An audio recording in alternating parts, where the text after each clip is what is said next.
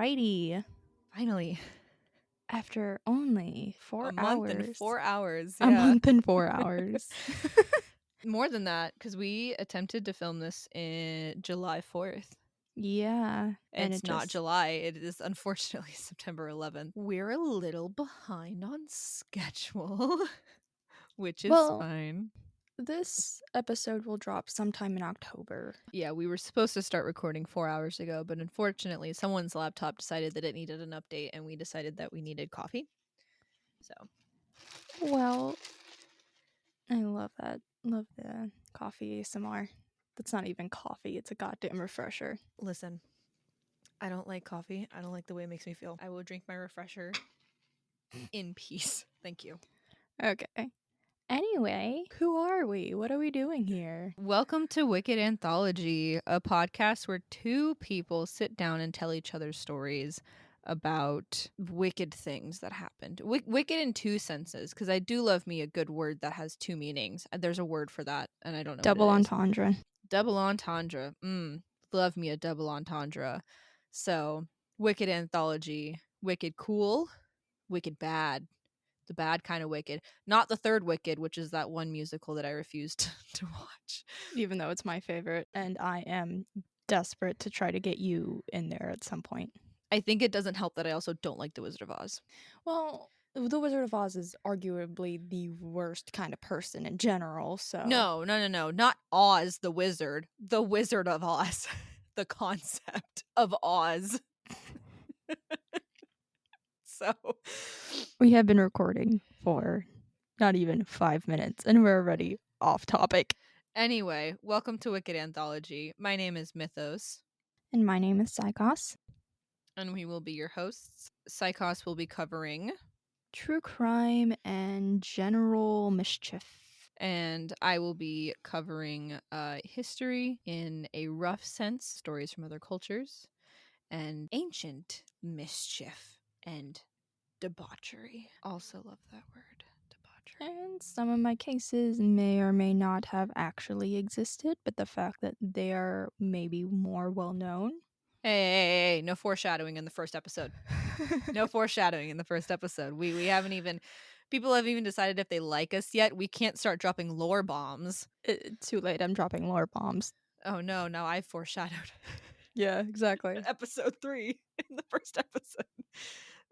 We're excited for episode 3 more than anything else. The episode 3 is the reason why we started this podcast. I'm joking, but well, so the research that we've done, at least for me, I started doing this research months ago. And so I actually have no idea what I wrote down at this point, because we have tried to record this episode months ago. Like I can't count, 2 months ago. So July, August, September, 2 months ago-ish. Yeah, about 2 months ago. Yeah. We just never got there. And also we decided to record it at 2 a.m, which was arguably the worst decision we could have ever made, but you know. Yeah. So we are currently telling stories that we have researched, but I couldn't tell you anything about the research that I've done on at least this episode and the next episode. So I will be rediscovering this about the same time that you are, which will be amazing, because I feel like there's one point in the story where I don't know who's doing what, but also some historical stuff is kind of hard to keep track of. And as of right now, I am not the level of a researcher that I can just bust open an archive and find stuff. I'll get there eventually, but right now we're just going based off of what I can get from mostly reliable sources on ye old Google. Actually, Bing. I used this research was powered by Bing. So we're not sponsored, by the way, so Bing, get at us. Yeah. So I have no recollection of which one of us started this off first, and I also have no recollection of what order, like what your story was about at all. I do want to say before we jump in, all of the stuff that we go over here in this episode, I feel like this is all our opinions. We are just silly, goofy people making a silly, goofy podcast, just because we like telling stories and we like telling other people's stories. And I specifically would love for people to listen to our podcast and, well, point blank period, listen to our podcast. But I would love people to listen to our podcast and gain a little more knowledge about the world. So we're probably going to reach a very niche amount of people, and we're probably going to reach a very niche type of people if you like to learn about other cultures and you like to learn about absolutely horrific true crime cases. This is the place to be. So yeah, just a heads up, I'm probably not going to be covering any ghost stories because I don't like talking about ghost stories. I do like listening to them, but I probably will not be covering cryptids or ghosts or anything. I'm pretty much going to stick to cultural legends and myths and mythology. Hence the Mythos.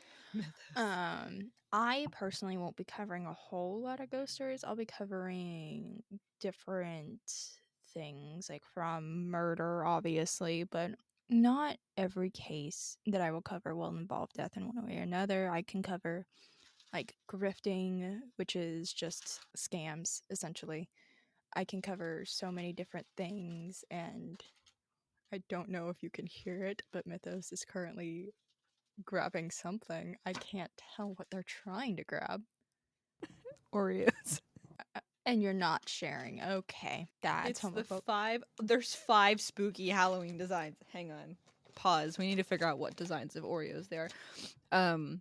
I can hit pause on the No, recording. this is going to be Oh. Oreo ASMR. Ready? Are you ready for this? You got to accept this if you're going to keep listening. I'm so sorry.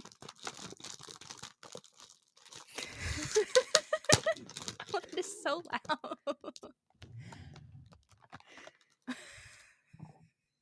Do you want to know what it sounds like with 2 Oreos rubbed together? Please don't do this. Please don't do this. Oh my god, why are you doing this? This one says dare to dunk with a bat on it. This one, I don't know what I'm looking. Oh, it's a witch on a broomstick. What else do we have here? More witches on broomsticks. This one says boo with a ghost on it. And this one has a pumpkin on it. I think that's all of them. It might have been 4. I don't know. Anyway, they also have orange filling in them. Yes, because they're Halloween Oreos. We also have sugar cookies with pumpkins on them. Because Yes, I'm so happy about. Anyway, that is the food I smell. Anyway, Who would you like to go first? do we want to have a consistent going first going forward, or do you want to try to trade off who goes first every episode? I think we can trade off. I would like to probably do the heavier stuff in the beginning and the not so heavy stuff at the end. Okay. So I know at least for episode 3, I will probably be going first because my story's a little bit heavier. Yeah. However, my first story today is not very heavy. Mine is. Yeah. So do you want to go first? Also, just another heads up. I want to say this. I am going to be talking about historical and cultural stuff. If we make jokes at any point during those stories, I am not making fun of the culture. I'm not making fun of the legends of this culture, not saying it's dumb or stupid. But even in my own religion, I can find some humor in some of the just completely stupid things that have been written down. Yeah, and that is also to say whenever we crack jokes during my stories and cases, it's not laughing at the victims, it's not laughing at what happened. More often than not, it's really hard for us to sit We're through coping with humor basically. Yeah, For and the really deep stuff that happens, we got to find little moments of something, because it's at least for me, I didn't fully understand, when I would listen to true crime podcasts, how people would say, oh, it was really heavy, they need like a palate cleanser. When I would listen to podcasts, I didn't get that sense of like, oh, that was so dark, I need like a second. After recording, or at least researching after researching some of the stuff that I've been researching, especially not this episode, but one of our future episodes that we'll be recording today, I do understand the needing to take a second. It took me like a good couple weeks to research one of these because it was so hard. And it probably won't happen to me most of all because it's a lot of historical stuff, so I don't have to deal with like the immediate, like I can see the effects of this issue. Yeah. But with one of our episodes in the future, I was seeing photographs and videos of stuff, and it was just really hard for me to watch. So, and for me, it's going to be the exact opposite. I'm going to be seeing the repercussions of these people's actions. I'm going to be looking at a lot of things to do with these crime scenes. I'm going to be listening to the victims' statements. I'm going to be interacting a lot with the victims' families and like what they have to say. Like, obviously not right away while we're still so small, because I don't want to drag people into this without knowing that their story will be fully told to a larger group of people, because Yeah. I feel like the more people who understand the more recent cases, the safer more people will be. And it'll also help those families still struggling get the justice they deserve, or at least get the support they deserve.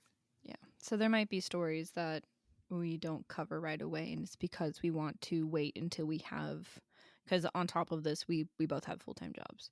And so until this becomes something that we can do, put more time or more effort into, or something that, a case that needs a lot more thorough research, we would push back to give us more time to research it over. So instead of just researching it for a month, we might take like 3 months or 4 months to research something. And so that episode wouldn't come out until much later, because we need to spend a lot more time thoroughly getting everything through. So for right now, we're just doing the stuff that we felt could be told with not a crazy in-depth fine-tooth comb research, just getting the story there. And if you want more details, you can always look stuff up on your own, but at least this will introduce you to some new things that maybe you haven't heard before. Yeah, and for sure we already have like plans for like longer form episodes or multi-part episodes that'll be a while away. But if you notice that we aren't covering something that you feel like needs to be covered, you can always shoot us an email. I'll drop the email in the description of the podcast and we'll look into it, but that probably won't be for a good bit. Yeah, you got to give us some time to Because get things over. Yeah, we are both working full time, but this is more of a passion project than anything else. So Yeah, this is just us kind of documenting the stuff that we've looked into. But anyway, so that being said, since we've decided that the heavier story is going to go first, and then the second story will be a little bit of a palate cleanser, I believe that means that Psychos is going first. oh no. So today we're going to begin in Japan. And sometimes our topics will line up where I totally forgot to mention that. Yeah, go ahead. So sometimes we'll be doing cases from the same country, sometimes not. Initially, for as much as we can, we will try to stay in the same general area, but eventually we'll probably end up splitting off to do our own thing around the world. So we have our first few episodes, we have things that are roughly similar. So we'll either be in the same country or kind of keeping of the same theme. I think this first episode, we really nailed the crossover aspect of it. Yeah, this episode and next episode, I believe we really hit hard with the crossovers. I don't remember what you did for the next episode. I don't think I've even heard it because we didn't record that one. So I have no idea what's coming next episode. We do have a rough idea when we decide what we're going to do. We communicate that. So at some point I was told what it was, but I couldn't freaking tell you what it is now. But I know for our third episode, they don't really have a lot of crossovers, but I had requested a story from you. And in return, I researched something that initially I thought was going to cover a topic that you were very interested in, and then discovered that it just got much worse. So yeah, it's fine. We'll cover that later. Later in episode 3. Also, very, very important thing to note, at least initially, these episodes will come out every other week. Yes. So you will get 2 episodes a month, unless there are 3 weeks or 5 weeks in a month. Unless there are 3 whole weeks in a month. I'm tired. That's okay. It's only I have coffee. 4. Oh, we missed 420. It's 426. Damn it. Anyway. But yes, we will be doing these bi-weekly until we have the time to sit down and do weekly, until this is something that we can, keep going with. But yeah, and that also means that these episodes will be a little bit longer probably than your standard, weekly podcasts that are like, hour 30 to 2 hours. So it might end up being, ideally not 4 hours long, but we talk a lot. We do. And this episode, of course, because we're introducing ourselves, we're introducing the podcast, what we're doing with it, it will also be probably a good bit longer than our other episodes going forward. So if you can stick through this, I promise you they won't be this long all the time. I Alrighty. also well, one more Go thing ahead. I wanted to note. So probably contrary to a lot of other podcasts that at least I've listened to, we do live together. We are happily together. And Give so or take some days. I'm give or joking. I'm take some joking. days, yeah. Yesterday. Hey. So nothing happened yesterday, by the way. I'm Nothing just happened at all. being a shithead. We probably want to have that banter of catching up or seeing how things are going, because we work at the same place. We also do this together. We live together. So we see each other every day. So unless there is something that happened that day that we sit down that night and I'm just like, I need to tell you this, there isn't going to be a lot of, oh, how was your day? Oh, well, 2 weeks ago I did this. So we're just going to be kind of just jumping right into it, and then you'll learn about us as you go. Yeah, But sometimes you'll get the lore drop, sometimes you won't. And if you manage to catch something that you think may need to be corrected at all Mhm. during either of our segments, please let us know, and we will make a note for that episode. Yep. Because we don't want to put forward incorrect information if there is a possibility that somebody whose culture we're talking about can provide more context, or be like, hey, actually this is about, or actually you said this, but in reality it's closer to this. We desperately want to make this as accurate as we can. Thank Yeah. you. And I lost that, the word.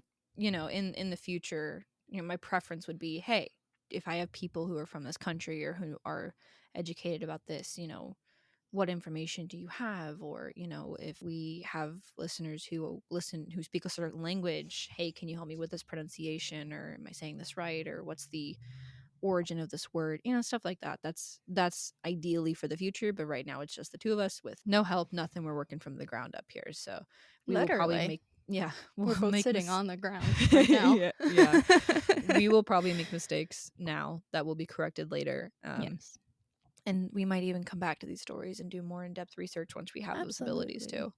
I So personally would love to have maybe a monthly or so update on the cases I've done before, if there's any new information that comes out about them that just wasn't out when I initially did my research. I feel like that would be so much more informative. I agree. Alrighty. So As previously stated, we are starting in Japan today. yes. In my case, Mhm. I looked over my notes earlier today for the first time since July. Why are we whispering? I'm so sorry. I just kind of immediately went into storyteller mode. I forgot how angry this case makes me, which does not bode well for the next episode, because that also makes me so violently angry. I have no recollection of this case because you told it to me at 3:00 in the morning when I was desperately trying to chug tea to stay awake. So I'm going to be learning all these details for the first time, and at some point I might have to pause and crack open a monster, because in about 30 minutes is my usual crack open a monster time. So I want you to picture this as you listen. It's a late night. You've just gotten home from yet another failed date. You sigh, sit down on the couch, and pull up your blog. This sounds pretty typical for me. You type out a post about how the date didn't go well, and you're just tired of making the attempts to make those connections throughout your daily life. You just want to find the one. It's exhausting. You click post and you go to bed. When you get home from work the next day, some of the comments suggest online dating. You hesitate. At this point in time, it's still so new, and it's typically used to pick up escorts and stuff, and you're not that into that type of thing. But maybe things are changing. You sign up and you begin to scroll through the profiles. A few catch your eye and you send off quick messages to each of them. But right before you log off for the night, a profile catches your eye. It's this beautiful young woman from Tokyo, and she's in culinary school, which is awesome. You send a quick message expressing your interest, and you knew deep down that you just matched with the woman who you would spend the rest of your life with. Unfortunately, you would be too correct about that statement. Today we are talking about the Lonely Hearts killer, Kanae Kijima. I have no words for this woman. Unfortunately, you have many words right now. There's so many words. Anyway, so let's jump in. She was born in 1974 in Nakashibetsu, North Japan. She was the eldest of 4 siblings, and not much is super known about them, but they all grew up to be fairly successful and able to move on with their lives after this event. I imagine if you were the sibling of anyone that we have to talk about on this podcast, you might want to not have anything known about you. Just a side note. Yeah. But her father was an administrative scrivener, which is a type of clerk, at a university, while her mother was a piano teacher. Both parents came from a very wealthy background, and so essentially she was kind of a Nepo baby. However, like most families where you have somebody in the university life and you have that reputation to uphold in the family, her parents were extremely strict, was not allowed to have any TV time, so like had to have very good grades to even have access to the TV. She was taught piano at a very young age, obviously because her mother was a piano teacher. I feel like that was kind of a given, but she performed in recitals and competitions throughout her youth, so she was very skilled with it, and she did end up winning some awards. She was also a very gifted student, achieving high grades and being very engaged with her schoolwork. She was extremely self-conscious, and she quickly became obsessed with big-named beauty products and clothing brands. One of her friend's mom would later call her out in an interview, stating that makeup and beauty products were, quote, very expensive for a high school student. Just as a side note, I don't have much to say right now because I'm just very focused on listening to what you're saying. But I do also agree that makeup and all that stuff, especially now, is so expensive. And being obsessed, like I understand the obsessive with like makeup and stuff like that because you're self-conscious. But that shit's expensive.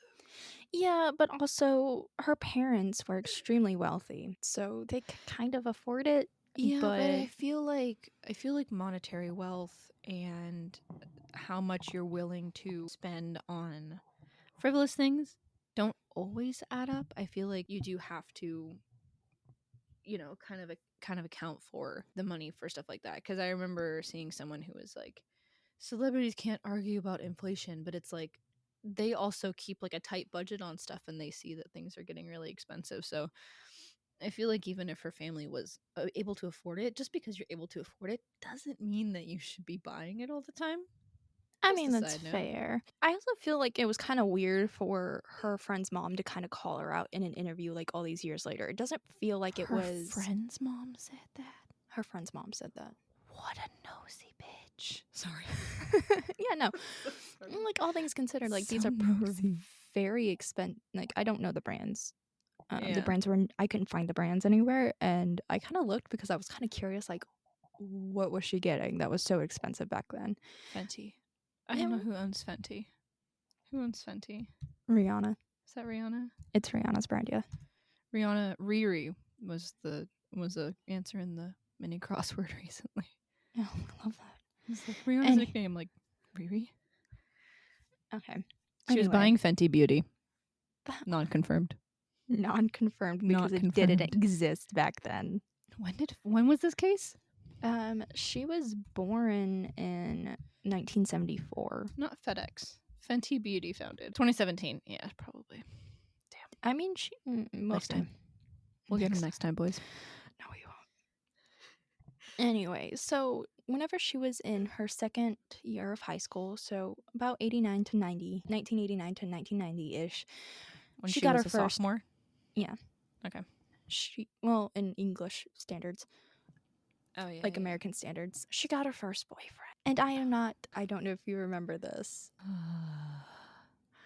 Was he super old? Yeah, he was. Ew. Wait, how old was she? When was she born? 1974. 1974? And what year was this? She was either 15 or 16. Ew. He was That's disgusting. He was in his 40s. We have no confirmed age for this man, so he could have been 40 to 49 years old. That's too big of a range for me to feel comfortable with. It's huge age gap, and Kanae is only 15 to 16 years old at this time anyway. So we can agree that this was not consensual on her part then, I assume. I mean, consensual on her part versus she's able to give consent, regardless of what I think the age of consent is in Japan at this time. Because I know it's been always kind of on the low end. I'm looking real harshly at you right now, Japan. I know Korea just upped it to 22, right? I don't 21, remember. 22. I'm I'm not 90% sure. certain that Korea just made it 22. So huge age gap, mighty big age gap. Mighty big indeed. But my personal speculation is that there was heavy grooming here, especially considering when with this next bullet point. Oh no. It's unconfirmed just how she lost her virginity to this man, but it is known that she did lose her virginity to this man. Oof. And this would have been made more than likely in this country statutory rape. Shocker. Um, I at wish the I was surprised. very least, because it's this giant ass age gap, and there's a huge power imbalance here. Mm-hmm. Like, this man is old enough to be her fucking father. Mm-hmm. And I'm disgusted by it. I think that Anyway. actually is the age difference between me and my father. Ew. I'm so sorry. He was what, in his 40s? Yeah, I think the age gap between me and my father is like 25. Let me think about that for 2 seconds. Yeah, 25 years apart. The age gap between me and my dad was 21 years apart. Mood. So 25 years. Wow, that's crazy. while they're quote unquote dating, he manipulates Kanae to steal a classmate's bank book, which is essentially a checkbook. Mhm. The two then proceed to spend about 8 million yen, or $80,000 of this classmate's money. How do you not notice that much money going missing? I assume because she probably went to a private school that this is just rich people. But Yeah, like, again, but- how do you spend that much money? I can't even spend $8 of my own money without feeling so much anxiety, let alone somebody else's money. I can't imagine. I can't fathom having $8,000 go missing. $80,000 go missing from your bank account and you not notice, regardless of how rich you are. That's a little ridiculous to me. Unless this lady's parents were like billionaires, I don't think they could actually notice that money. I'm assuming it's brought up later on, but that's a lot of money to just casually drop and no one notice. Yeah. I also don't know what you would spend that much money on. That's a lot of Pokemon cards. That's a lot of Pokemon cards. That's a lot of My Hero Academia cards. That's so many My Hero Academia cards. Listen you could here. finally finish out your collection. Listen here. I'm not here for this blasphemy. I'm not here for this ridicule, okay? Because let's be real here. If we had that much money, we're not spending it on cards. We're spending it at Barnes & Noble. Yeah, that's fair. That's being spent on books.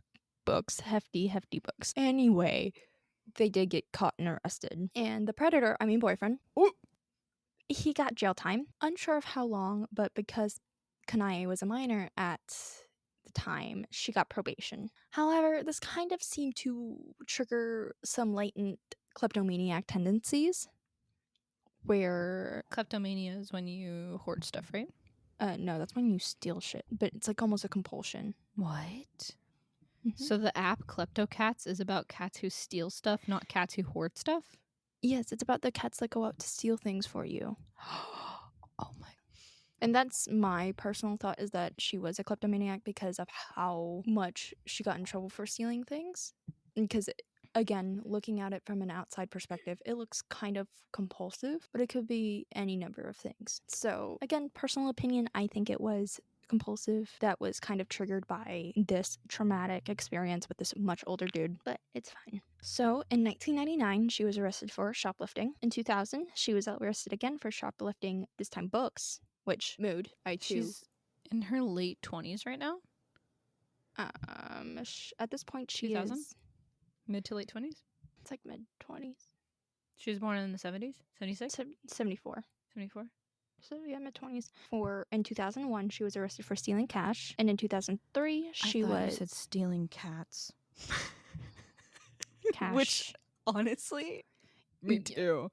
Me at PetSmart the other day when we saw that stray, knowing full well we have 3 cats and a dog. Honestly, one more, just even out the cats. Okay, pause for 2 seconds. Okay, there was a cat First of all, we went to PetSmart to get, I don't even know what we went for. We went to go look at the Halloween section because we needed a cat tower. We have 2 technically. We needed a 3rd one for our cats. And because they can't share for the life of them. because I they promise fight for dominance. they love and each other. We promise. Psychos's cat always wins. Yes. So we went to PetSmart, or I think it's PetSmart, to go look at cat towers. Which, by the way, $300 for cat towers is ridiculous. I just bought a $20 one off of Amazon.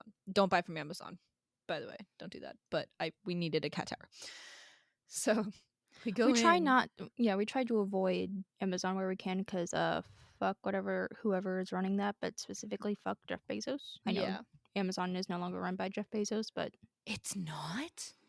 No, is remember? he dead? Jeff Bezos is still alive. Jeff Bezos is still alive. Yeah. Damn. Okay. This entire podcast is my personal opinions and feelings. Please do not go kill Jeff Bezos. Please do not kill Jeff Bezos. Go kill Jeff Bezos. Stop it. This isn't subliminal messaging we're having in an ethical and moral podcast. This is subliminal messaging in this ethical and moral podcast. Eat the rich. And just like that, we've lost all of our listeners. Anyway, no, not all of them. We've lost the ones that we didn't want to listen to this anyway. Yeah, by the way, if you don't like gay people, this is the wrong place to be. If you don't like trans people, this is the wrong place to be. If you're racist, this is the wrong place to be. If you don't know how to drive, this is the wrong place to be, by the way. No, don't say that because they're not like if you don't know how to drive, like you have not been taught how to drive, that's different. If you're an idiot on the road, this is the wrong place to be. This is not a safe place if you This is not a safe place for people who can't drive. like morally can't drive. Anyway, PetSmart. That's where we were. PetSmart. No, let me talk about PetSmart. We went to PetSmart and they had a stray there, and this stray had been hand turned in the same day that a giant bucket of fish had been dropped at the front of this PetSmart that morning. And this cat, it was named, I don't forget what his name was, but he was so cute. And he was like less than a year old, very, very sweet cat. However, when we were watching it, we think it might have had a brain injury or something because of the way that it was moving and the way it was looking. It looked like it had some sort of head injury. And I think the owners just dumped it at PetSmart and prayed that someone else would take it, which is better for them than just turning. I'm hoping that what happened is the owners just put their cat up at PetSmart because PetSmart wouldn't euthanize them and pretended that they didn't know who the cat was instead of just dumping it on the side of the road, because the alternative is that the owners dumped it on the side of the road hoping it would die and then someone else found it and turned it into PetSmart. Anyway, it was a really cute cat and I still haven't been able to stop thinking about it. Why are we talking about kleptomania? Oh, the kleptomax. We're talking about klepto cats. I got off topic. I'm so sorry. Yeah, we are. I got that good ADHD. Yeah. Your ADHD kicked in hard there. My ADHD kicks in. My ADHD kicks me hard all of the time. Yeah, that's fair. Continue. Anyway, so after she graduated from high school, she started attending Tokyo University, which is a massive accomplishment because it is the most elite university in Japan. It's extremely hard to get in and even harder to stay in. So unfortunately, Kanae did end up dropping out at some point. Staying in Tokyo, she worked as a piano teacher, just like how her mother was, and as a helper, presumably in either academic or medical fields. It's not known exactly which one, but this was probably another major hit to her self-esteem because her siblings were able to achieve and maintain steady and great careers. Again, we don't know what they're up to, probably because they want to distance themselves from their sister, but it's just assumed that they're very, very successful comparatively. Here's the thing. I understand that at this point in time, I am very aware of the fact that this lady goes on to probably kill people. But at this point in time, I do feel bad for her because she's from a wealthy family. She worked hard. She did well for herself, at least into school up to this point. But she also got in with a situation that probably really fucked her up. So I understand, and that's kind of why at this point in time I kind of want to make this very clear that I'm not here to demonize everybody or anybody for that matter. Like even these people who've done awful things, we can acknowledge that they've done horrible things. But in this case, we can also acknowledge that what happened to Kanae was awful and probably the reason why she went on to do these things. It does not excuse it, but it does provide an explanation. I don't like to think that people are naturally born evil. There are some people where you just can't excuse that. I don't like to think that people are naturally born evil. I do like to think that people have good and bad in them, and based off of what situations you're put into depends on kind of the person you become. I do think that she just got kind of screwed over by life. At least at this point, it's not a justification for her actions, but I think people should acknowledge more that it does take a lot of work to be a good person after a bad situation. And sometimes, unfortunately, it is just easier to be a bad person because you don't have to accept what's happened to you. You can just be angry about it because healing and moving on from a really hard situation is one of the hardest things that you can do because it takes a lot of emotional awareness. This could be a whole other separate issue on mental health assistance, especially in Japan. I know that it's not as talked about as it is here. It's very Yeah. stigmatized, even now.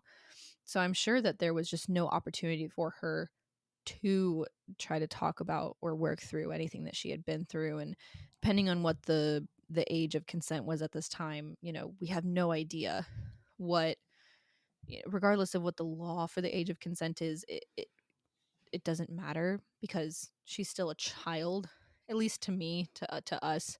And being in that kind of a situation with no way to get help, it's not going to really look out for her unless she's really, really trying. And sometimes it's just easier to not try. Yeah, and again, I agree. It's harder to put into context these things where if all you're doing is looking at the crimes, it is not our job to be judge, jury, and executioner to any of the people we talk about, but it's also not our job to put them above the victims in these cases. They are horrible people, unfortunately, because of the actions they have chosen to take. Everybody has a choice. It is just a matter of understanding the choice you make at the time, and I fully believe that she understood the choices she was making whenever she committed her crimes. But let's continue. Agree. At this point in her time, she's feeling very low in herself, very low self-esteem, and she started using this pseudonym online named Sakura Yoshikawa. This was to, in essence, create a fantasy version of herself. While Kanae Kijima had dropped out of school, had been arrested on numerous shoplifting charges, and couldn't hold down a steady job or boyfriend, Sakura Yoshikawa had graduated with flying colors, was a nurse, a therapist, or a chef, depending on who you were, and had family in high positions at Tokyo University. Do you think that she maybe changed what her profile was depending on who she was trying to lure at the time? Absolutely. Or do you think she just had just random profiles of random work accomplishments and then just whichever one bit the most? You know what I mean? I feel like it shifted depending on what website she was on, because she was She on was on multiple. multiple websites. She was on multiple websites. Oof. I'm still going to refer to her as Kanae, though. You will hear Sakura mentioned. So when I mention Sakura, that is just her online persona. Noted. When she was 19, she started to specifically target older men, and from the way she described it, she became almost like an escort to these older men. And as she grew more experienced, her rates and her rewards would reflect that. I fully believe that the reason why she started targeting older men was as a way to get back at the man who essentially ruined her life. Back up for 2 seconds. You said the rates and what would reflect that? Rewards, What does that mean? gifts, and stuff. Like sugar baby? Yeah, an escort. She was a sugar baby. She was a sugar baby, essentially, but she was working as an escort, for lack of a better term. Okay, got you.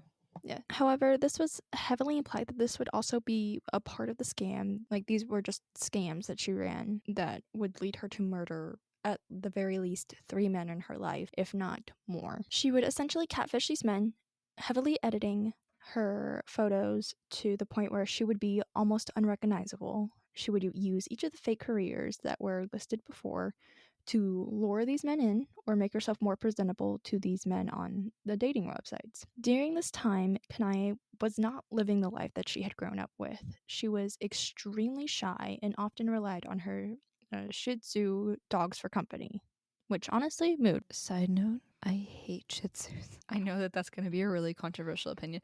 I don't hate dogs. If I came across a Shih Tzu, I would treat it like I treat every other dog and I would love it with all my heart and soul. But me personally, I do not like Shih Tzu. That's just a me thing. That's just a me thing. I did have one named Daisy though. Really cute, but every time she got wet, oh my god, she smelled disgusting. I don't know what was wrong with that dog. She smelled like rotten cake. It was the worst smell ever. Okay, We never washed her. what dog smell is a real thing. Kanae also struggled with money related things. She couldn't pay rent on time for a majority of her time in the apartment that she was living in at the time. She would always have stacks and stacks of boxes from online purchases and gifts from these men, all addressed to Sakura, but she would tip the delivery men for their services. She couldn't pay rent despite getting all this money from these men and all these gifts that she could have sold realistically to pay for her bills. What was she spending the money on? Online shopping. She would take the money that she was given and shop. I mean, mood, but there was a lot of fights between herself and these delivery men that were witnessed both by neighbors and her landlord. And my personal speculation here is that her self-esteem was really fucking low at this point. There were comments made by people who interacted with her at this time, and they were very much of the idea that she wouldn't interact with anybody in her real life and consistently wore super unflattering clothes, didn't do her hair or makeup, and unless it was for work, she rarely left home. And she was working at this time. She was like an assistant. So she was just looking nice in these photos that she had edited. But in real life, she wasn't actually putting any effort into her appearance at all. She basically become a recluse. Yes, basically. She had almost completely shut herself away. Okay, but so do we. Yes. You know what I mean? Yes, but we're not actively scamming people. No, we're not scamming people, nor do we kill people. But we kind of do the same thing. We don't leave our house unless it's Target or work or Barnes and Noble. We're very basic. It's fine. We don't like to leave the house. Anyway, so around this time, she also discovered the Lonely Hearts websites, which are also called Konkatsu. And this is where she would eventually come to get her name, the Konkatsu Killer. Anyway, it's unknown what exactly her true motives were for joining these dating sites, but if she was truly lonely, she was in the right place. But if it was for a more sinister reason, like the scams that she had been running before, she excelled. She excelled at anything she really put her mind to. So that kind of leads me back to believe that she just kind of didn't want the academic life that she could have had at Tokyo University. She does well at everything she does. She had a history of scamming, shoplifting, and fraud, so in my opinion, it's very unlikely that loneliness was the sole motive there. It could have been part. People are complex. People have multiple motives. Not all of them are bad, but not all of them are good. People are complex. However, during the time she spent on this website, she would approach over 20 men.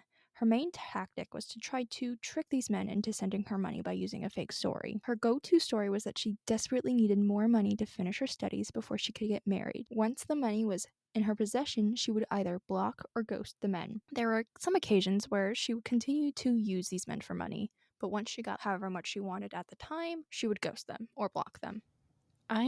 Maybe it's because it's the early days of dating websites, but I don't understand how she managed to make it this far without the website or something flagging her or word getting out about. I'm surprised that I'm gonna assume these happened over a couple of years. So Yeah, I'm just this would curious happen. how she managed to make it that far without someone flagging her or something. That's really weird. Another one of her tactics was to play a victim character or pretend that she needed saving from something, and a lot of men fell for this as well. She would pretend that she would pretend that she was in an abusive relationship or was living with an abusive family and needed the money to get away. And these men would fall for it and send the money. Hook, line, and sinker. I mean, yeah. She would also grow out of these dating scams, soon switching over to full-blown marriage scams. She would fully marry people and take extreme amounts of money while stating that it would be for the wedding. At the very least, she successfully stole around $3.2 million or $32,000 over the years and attempted to scam I'm sorry, how much did she steal? $32,000 or 3.2 million yen.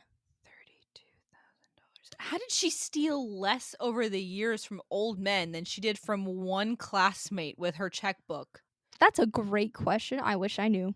I did not process that information. Well, This is the second time I've heard this also- story, and I did not process that information until just now. Well, also, it wasn't just her spending the money when she stole the checkbook. It was also her predator boyfriend. I mean, I guess she stole it from like a rich She stole friend it from versus like, let's be real, no billionaires are going onto dating websites to look for random women. She probably No, they're too busy fucking the pool boy behind their wife's back. Moving on. Yikes. It was also her and Can't somebody just say else. You can't just say these things into the microphone.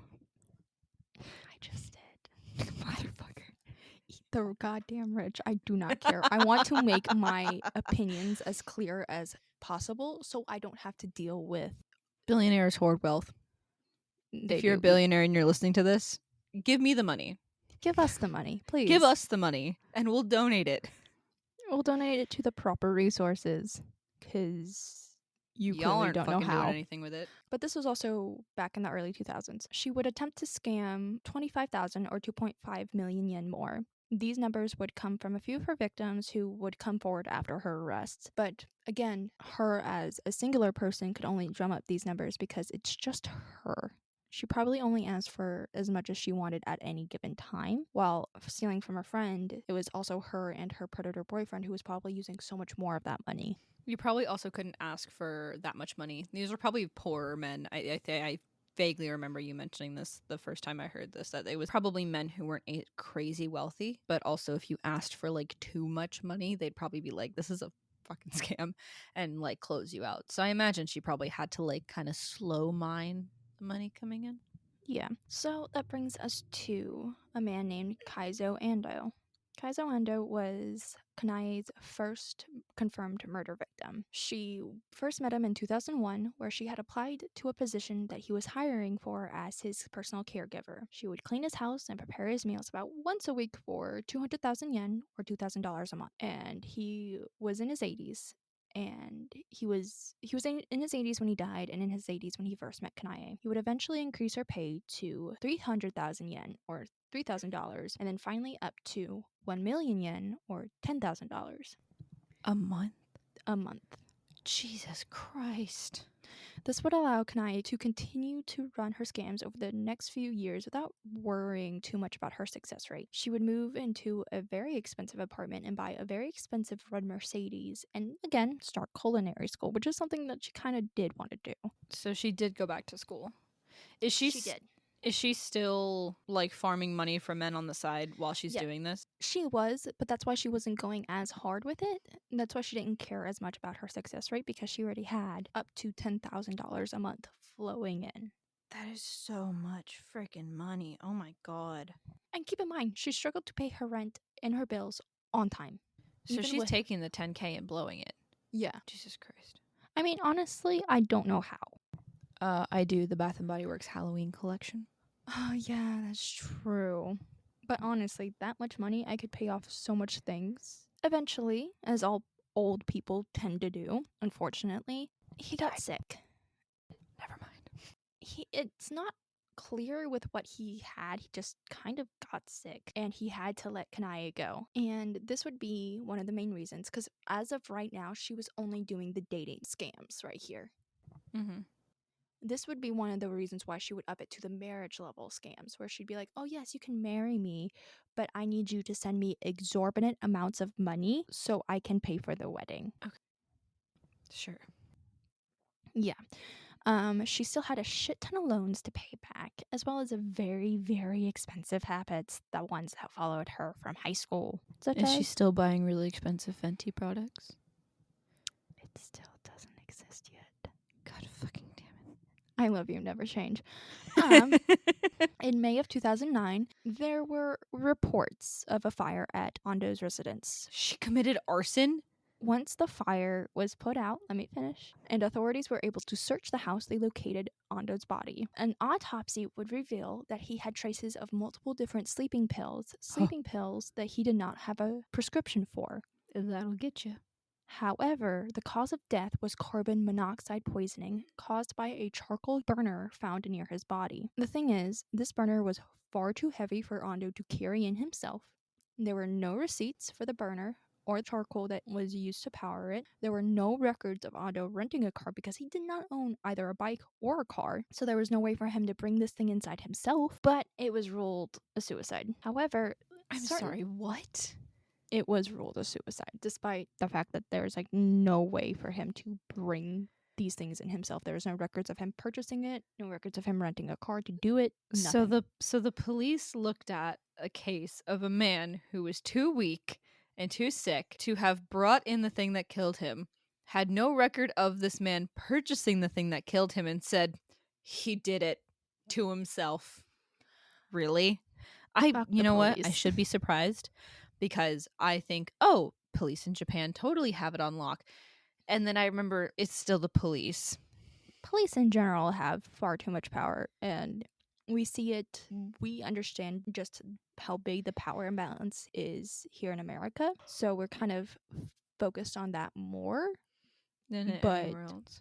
yeah, but it is still the police force in general is a massive problem everywhere in the world. It's very infuriating because if they hadn't deemed this as a suicide, she might have just gotten caught then. Maybe. CCTV footage would show Kanae the morning of the death withdrawing 1.9 million yen, $19,000 from his account. The police would also find that the keys to his home, Ando's home, was missing, as well as his personal computer. And finally, right before the fire, Kanae had stolen these paintings that Ando had and sold them for cash. Ando's father was an extremely well-known painter and had made these creations for his son. So was this all discovered way after the fact, or was this found out like while the police were investigating his death, that time section? This wasn't found out until a few months later, because she would quickly pick up the pace in And terms they of her. didn't just put her as guilty then? Did they not want to reopen the case or something? Because they had ruled it as a suicide. Mental health and suicide in Japan are extremely taboo topics. Oh, so stigmatized that no one wanted to mention it again? Probably not. That's my Motherfucker. personal speculation. I couldn't find any information as to why she wasn't grabbed then and there. It might But be a legal thing about once they've deemed something as that, they don't reopen it. Because I know that happens here, where when new information comes out, they reopen the case and look it over. But I don't know what the criminology department in Japan looks like. yeah. So we're going to go back in time for a second to talk about Fukuyama-san, who was one of her alleged victims. He was a 70-year-old man who was a thrift store owner, and he died after unknown causes in 2007 after he sent Sakura, or Kanae, 74 million yen, or $74,000. There is not much that's known about this man and how he died, or about his connection to Kanae, but his death is being currently looked at again in connection to Kanae to see if there's any way that she had a role in his death. Got you. So this is a victim that she had previously that they're just looking into again? They aren't sure if he really was one of her victims, but his death is being investigated to see if she could be tied to it. But there isn't like a concrete connection right now between the two? Not yet. Got you. We're going to move on to Takao Terada, who was the second of Kanae's confirmed victims. He was 53 years old, and he had been engaged to Kanae at the time of his death on January 30th, 2009. However, his body would not be discovered until February 4th, when his boss came to check on him after he hadn't been heard from in a few days. And he was extremely reliable. Like, he never missed a day of work, he never called in sick ever, but he missed several days of work from the 30th of January to the 4th of February, and his boss found him, which has to suck. That's terrible, but also why wasn't the police called? Why did he go look? I have no idea. Maybe it's just a difference in how like people handle situations. Maybe. But I feel like you would call the police before you call before you go look yourself. But I think that's different in the scope of today, where it's like if someone's not answering and you do go check on them and they are dead, now your DNA is at the crime scene before you realize that it's like a murder. Maybe. Similarly to Ando, his death was initially ruled a suicide after the police discovered that charcoal burners were found in every single one of his rooms with the doors and windows tightly closed and locked. This is a very, very popular way to commit suicide in Japan. It's also quite common in Korea. So it is extremely common. And I didn't realize that until I started looking into this. And I was like, why is this one so common here? And it's That's like, such a weird oh, way. That's such a weird way to go. Maybe because it might be a religious thing or like a cultural thing, but it's not harming your body. It's harming your body because you're fucking dying of asphyxiation, but it's not like a physical damage to the body. So maybe it feels like it's not as like shameful. I don't know. maybe. That's the only thing I can think of because it's like an inhalation and not like an overdose like pills or something where it's like it paints a certain picture. I don't know. Yeah, that's fair. The coroner ruled his cause of death as carbon monoxide poisoning, with the added bonus of having 10 times the usual amount of sleeping pills in his system. Jesus Christ, that is a lot of sleeping pills. I would also like to know what the standard amount of sleeping pills is because it's probably more than I take. You Or don't take any. Oh. exactly. I meant like more than I like if I do take them, I meant like more than I or less than I probably do if I do take them. I rack that shit up, boy. Anyway, don't put that in. Anyway, the police contacted his fiancee, Sakura Yoshikawa, to inform her of his death. However, she informed the police that he was suicidal because apparently she had rejected his proposal. That son of a bitch. But the police would find out that 17 million yen, $17,000, was transferred to Kanae from Takao's bank account. Witnesses Bitch. Sorry. Witnesses would also identify Kanae as being near the home on the day of the death. Bruv. How you gonna be right there with all the money and think you're not gonna get caught? I do not understand. She was also confirmed to have been staying at a hotel that was less than 100 meters, about 300 feet, from where he lived. Jesus Christ. So now we will move on to the final victim and the whole reason why the previous men were fully connected, Takao Mhm. and Ando. So Yoshiyuki Oide. Yoshiyuki was Kanae's final victim and the one that would be the reason why she was arrested and the truth about everybody would kind of be revealed. He was a 41-year-old office worker who met Kanae through a dating site. It was apparently going super well that they were going to be engaged. Just The a side note for everyone, if you're on a dating site and things are going so well that you want to get engaged super fast, maybe don't. Just like a concept. Maybe, maybe. Listen real close. Come here. Listen real close. Maybe don't. Just don't. Just don't do it. Cool. That's all. That's all I wanted to say. That was Thank my you. interjection. Thank you so much for that. You're so welcome. The night before he was murdered, he had spent the day with Kanae and even posted on the blog that he ran that he was extremely excited to marry Kanae and meet her family. They were also talking about moving in together and what their future held. How long were they together at this point? I could not find out. Bruh. But she was also scamming multiple men at the same time. I love that he had a blog. That's so Well, do you remember the story at the beginning? you motherfucker. Sorry. And that is the sound of somebody who finally put the pieces together. Listen. I'm stupid. I love you, never change. The last thing mentioned in this blog post was that Yoshiyuki was planning on taking Kanae on a very expensive trip. Things would not come to pass for this romantic, which was extremely heartbreaking, all things considered. On August 6th, 2009, he was murdered in very much the same way as the previous men. However, Except this time there were 50,000 coal burners in his house. Jesus She went overboard this time. She keeps getting more. The first one had one. And then the second one had one in every room, which, knowing Japanese style houses, mean he had like 10, right? And then now she's got this third one. She's got to go all out. If we're talking exponential, like growth wise, there's 100 fucking charcoal burners in this man's house. This man did not die of like carbon monoxide poisoning. He was roasted alive. Okay, let me finish. His body was discovered in the back of a rental car instead of Oh. in his home. Oh, with a charcoal burner in the front seat. However, immediately though, compared to the other cases, something felt off about this to investigators. There was the charcoal burner in the back of the car, Oh, and his close. cause of death was carbon monoxide poisoning, but there were several things missing. The charcoal burner was never lit. She's slacking. I'm so sorry. This is where those jokes come in, and I'm so sorry about it. So what was different? What was different? Things like a suicide note was missing. There was no charcoal residue on his hands or clothes. Fun No- fact, suicide notes are not that common. Yeah, that's fair. Like 20% of people who commit suicide give suicide notes. Anyway, Thank you. that's not a research statistic.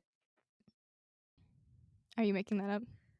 No, I heard it recently, and I know it was low, but I don't remember what the exact number was. But they're not very common. I know it's below 50%. Okay, that's fair. Anyway, so there was no charcoal on his hands or his clothes. There were no gloves to explain the lack of the charcoal, and his car keys were missing. There was also only one match in the car, which was not the one that was used to light the stove, and the matchbox was missing. However, much like the other victims, there was also sleeping pills in his system. Kanae was found and questioned. She claimed that she had talked to him, as seen by people that were around, and then left him alone for the rest of the day, and then he must have committed suicide after she had left. I have a question. Yes. How big is this woman that she is able to fully carry a dead weight grown man into the back of a car? Under the assumption that she dragged him into the car.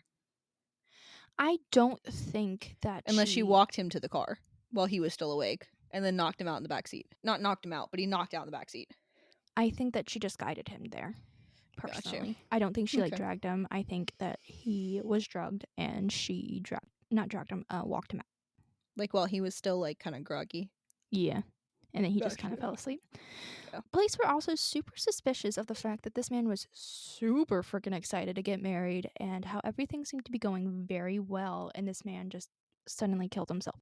Which is not to say that, side note, it's not to say that people who have so many things to look forward to and seem to be doing very well can't turn around and decide to end their own lives. Depression is a bitch, and it can hide extremely well. For the purposes of this investigation, they just happen to be correct in that things seem to be going too well for him to decide to take his own life. Like the other victims, sorry. Wow, that's a good slip up there, huh? Like the other money bags. I said monies. Monies, like the other monies. The other Alrighty. victims. Yeah, and like the other victims, money had been transferred to Kanae. This time, I see where the disconnect in your brain and your mouth happened. Never mind. yeah. you skipped a word. No, I was gonna say money's victim. Swap two Oh, words. so you swapped words. I swapped it. words. Yeah. Ah, dyslexia. This time, about 5 million yen, or about $5,000, had been transferred to Kanae. But additionally, his wife had let his wife. God damn it! I promise You I can got read. this. Try again. But additionally, his wallet had less than $100, which is a lot less than what you would need to take someone on a vacation, especially a really nice one like he had been describing.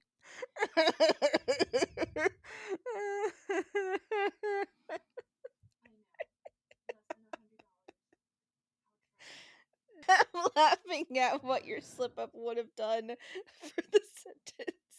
Oh my god, I thought you were laughing at the fact like, oh no, this rich man has less than $100 in his wallet. I also had less than $100 in my wallet, so don't kill me. Yeah, but that's like standard for us. We actively have less than $100 in either of our wallets at any given time. I found some pennies in my bag the other day.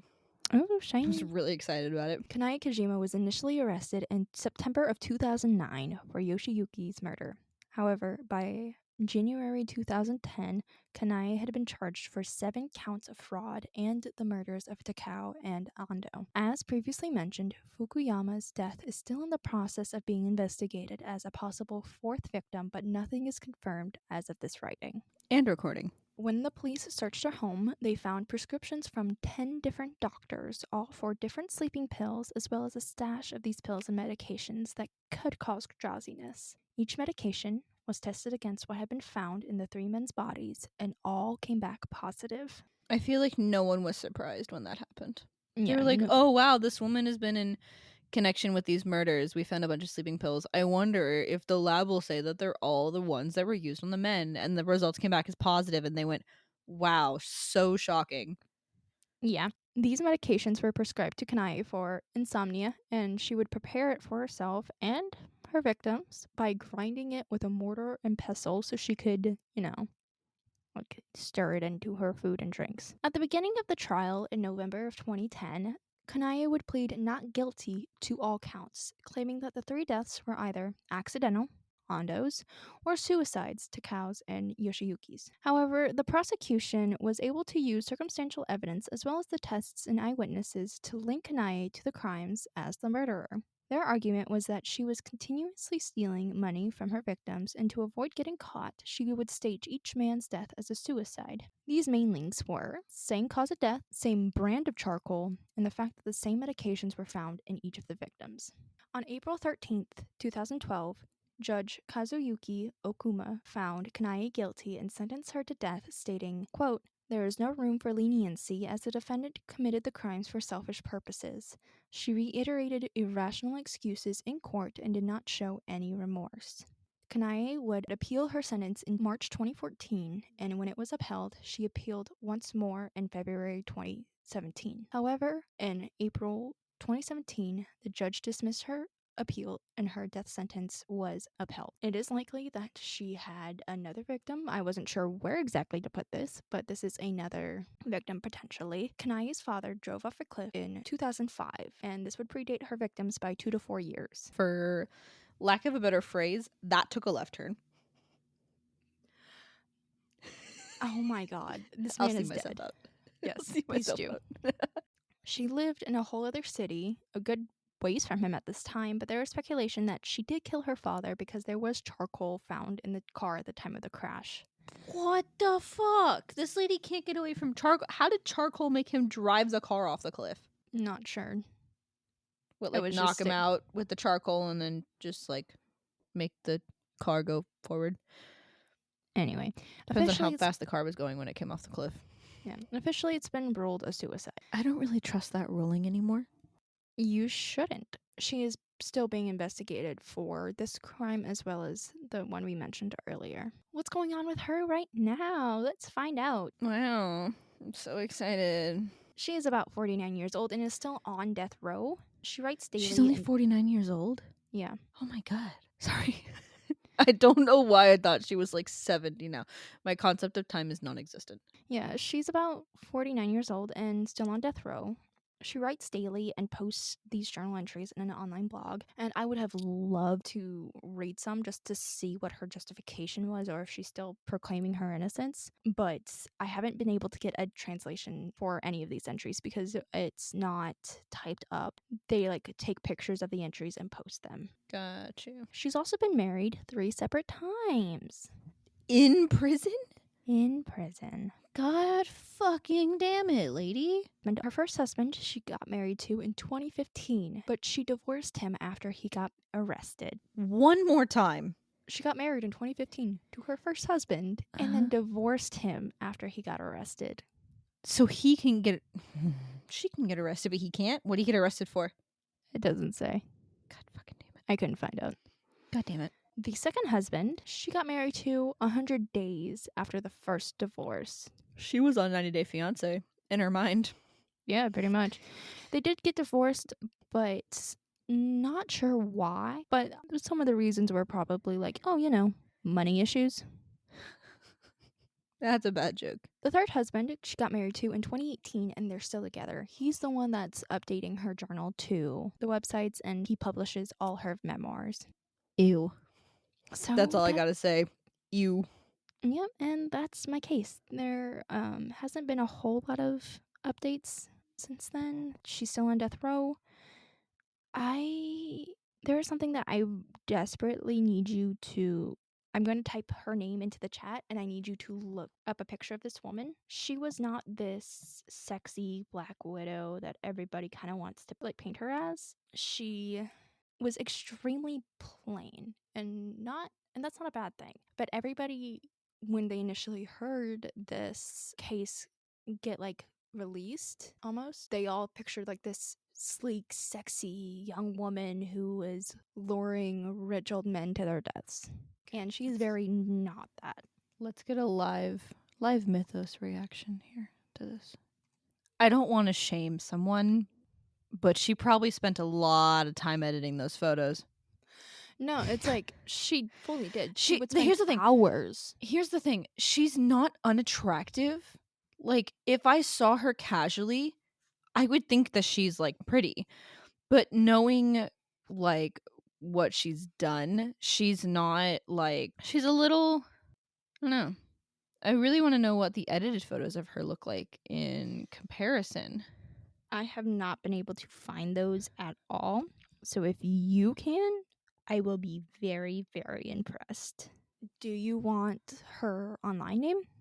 Yeah. Because unfortunately, for my own mental health, I cannot hold these cases with me. I had to let them go as soon as I'm done researching them and sharing them with you. I feel like one of these photos that's come up is actually her edited photo, but like she does have like photos up that don't look like her normal photos. She's pretty in them, but I don't know if they're edited to the point that she would want them to be edited to. I also don't know this lady in person, so I don't know. Yeah, but she used to spend What are you hours. typing? What her thing was? Oh, yeah. But she used to spend hours and hours editing her photos. Like, it was insane how much time she would spend with Me it. too. But damn. No, I'm just getting a bunch of random freaking anime. And that's kind of where we probably should leave it alone then, because there's likely that they didn't release those edited photos On purpose. yeah, because if you see these edited photos and you think, oh, that's how she really looks like, then the image that she portrayed will live on. And whenever it's very important to understand that even if she's putting on this mask isn't what was killing people. It was through her and through her actions. And unfortunately, even though this was something that was very harsh for her, she needs to face reality now. What was her name again? Which one? I just looked up serial killer. There's another one. Kanae. Chisako Kakehi? I didn't do a whole lot of looking into her because I think they both have very similar motives and very similar She's called the Black Widow Killer. yeah. I think she only had like She's one 74 years old. I think she only had like one or two kills under her belt, which is She still more killed than 3 people, including her own husband. yeah, no. But you also have to remember that Black Widow is a very, very common phrase. I forgot that she had the name based off of the website that she was on. Yeah, the Konkatsu. And Konkatsu is just the general name for like those type of websites. Mm-hmm. Yeah. But This is a very hard. I'm not getting a lot of information on her like on Google and stuff. So this looks like a pretty untalked about case. yeah, everything that I found, all of the resources I used were in Japanese, and I had to rely heavily, unfortunately, on Google Translate. Amazing. And we all know how Google Translate is, but I did try. And that brings me to the end of my case. Incredible. So, what are your thoughts? What are your feelings? Well, so this is the second time that I've heard this story. So it's still just as disturbing as it was the first time I heard it. It is very infuriating that she managed to get away with this for this long. Also, she was so young. Which is Yeah. also weird that she was so, I mean, I guess it made it easy for her to get away with because she wasn't like an old, frumpy 80-year-old woman doing this, but it is a little concerning. It's very sad too, these men. And say whatever you want about the age gap of her victims and herself, but the difference is these men were just lonely and that's unfortunate that that's just kind of normal. The older you get, Yeah. the lonelier you get, and then you should take advantage of these men. It makes me really sad. I feel bad for any of the family members of these people, especially if they had children or grandchildren that had to know that, because I know that elderly people are kind of neglected in Japan as well. I don't know if that's recent, but I know that is something that people have mentioned before, is that elderly people too tend to be kind of lonely in Japan. It makes me really sad. So I can't imagine what they were dealing with on top of this, and then they get horribly murdered, and I don't know. It's just very sad. It feels like a very lonely death. I don't like it. It's heartbreaking to think about how these men like really did trust Kanae. Like her first victim wasn't even a part of the scam itself. She just worked for him. And just because he had the misfortune of hiring her and then had to fire her because he got sick and just couldn't afford the upkeep of her wage, that's probably why she killed him. Yeah. It's a really, I mean, he couldn't do anything to control it or stop it or anything. It's really sad, honestly. I feel bad. But look Yeah. out for your elderly people. Everyone, especially nowadays with technology and how the internet works now. I mean, old people are getting scammed out of everything all the time. So check in on your grandmas and grandpas. Yeah, Check in and on your also elderly. don't I can't believe I have to say this, but don't trust everybody you meet on the internet. Never Point blank trust anyone period. you meet on the internet. Don't trust us. I'm funny. Anyway, I'm so sorry for the heavy breathing into the microphone as I was trying not to laugh. Failed. Stop it. Anyway, no, because whenever I was growing up, it was drilled hardcore into me don't trust anybody, don't give out don't even say anything about yourself to strangers on the internet. And I Yeah. look around and I see so many people Fully broadcasting. posting the front of their house online. Like the amount of people Yeah. that I've seen doxxed from that too is insane. Yeah, people get doxxed so easily. You can get doxxed from just the most basic of shit that you think will not matter. And it's crazy. And please, general rule of thumb, please don't post your children online. You never know who's Ever. looking at that shit. Ever. I get it. Cute baby videos are adorable and I love them. You never know who's looking. And it's ridiculous sometimes. Anyway, we're back after a quick Welcome back. I know you bathroom guys break and didn't food. hear, huh? I said after a quick bathroom and food break. Yeah, I know you guys didn't hear a break, but we did take a couple seconds, heated up some food. And now we're back at it, and now it is my turn. So I went into a lot of detail here, and I'm not going to go too far in depth on the detail of some stuff that I just didn't like, but I will have these notes available on our Patreon whenever we decide to get that thing going. If you want all of the extra details that maybe didn't make it into the episode, then you can go there. So today, Psychos, do you remember what my story is about? I think I remember it being about the Sessho-Seki, but Yes. I remember it being so violently all over the place. Not Yes. because of you, just because of the history of everything Mm-hmm. that I don't remember hardly anything. So So no recollection. I have ADHD. No memory, man. No memory. yes, so today I am talking about the Sessho-Seki, or the Killing Stone. This was spurred on by a few years ago. There was all the TikToks that were going around about Sessho-Seki had split, and I that kind remember of those. kind of Like every spurred my research into this. Yeah, I remember everybody being like, "Put it back together, put it back together," or this random demon goddess is about to come kill Donald Trump for Mm-hmm. us, or something like along those lines. And I remember thinking, what the hell does a Japanese goddess want anything to do with Donald Trump? Like, why would that matter to her? Yeah, and given the research that I've done into this, it really does just show how culturally deaf a lot of people were at the time, and not willing to do their research. From what I've seen, now I did see a lot of people who are Japanese. This is their culture; they know about this. Who were talking on TikTok and being like, "You guys sound like idiots," but those voices were kind of pushed to the side by people, predominantly white people, who were And are we surprised? no. But people like that who were just really heavily ignoring that and deciding to instead go with this Japanese, for lack of a better term, exotic mysticism that is just absolutely plaguing any other culture, of this idea that other cultures have these all-powerful gods that are to be feared and they're going to put curses on you and they're dangerous and whatever. And it just feels very xenophobic in a way. It doesn't feel xenophobic. It is xenophobic. It's fully racism. Fair enough. And white people on TikTok, especially like witch talk, as it were, Ugh.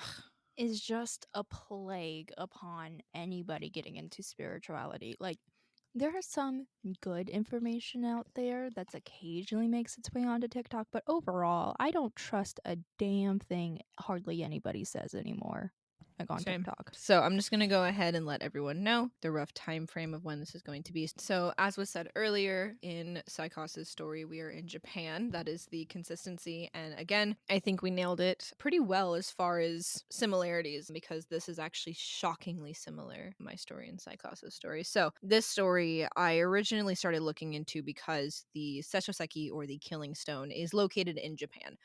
But I actually discovered further on in my research that the myth itself actually covers majoritively Chinese history.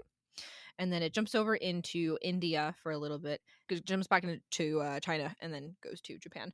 So we are covering a very wide range of stories here. So we're covering multiple dynasties, which again, all of the dynasties will be listed out in my notes on Patreon. But the dynasty's earliest reaching is, I don't know how true this is. I don't know if I added too many zeros. 21,000 BC. And then I don't think that's right, but sure. It's also really, really old. So could be all the way up to. Yes.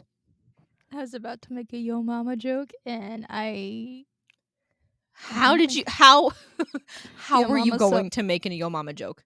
your mama's so old. She older than the Sessho-Seki. I'm really bad at jokes, guys. You're It's great. so bad at jokes, it hurts. It's fine. Anyway, continue. So 21,000 BC. I could have just put an extra zero in there, because then it could just be 2100 BC. But I don't know.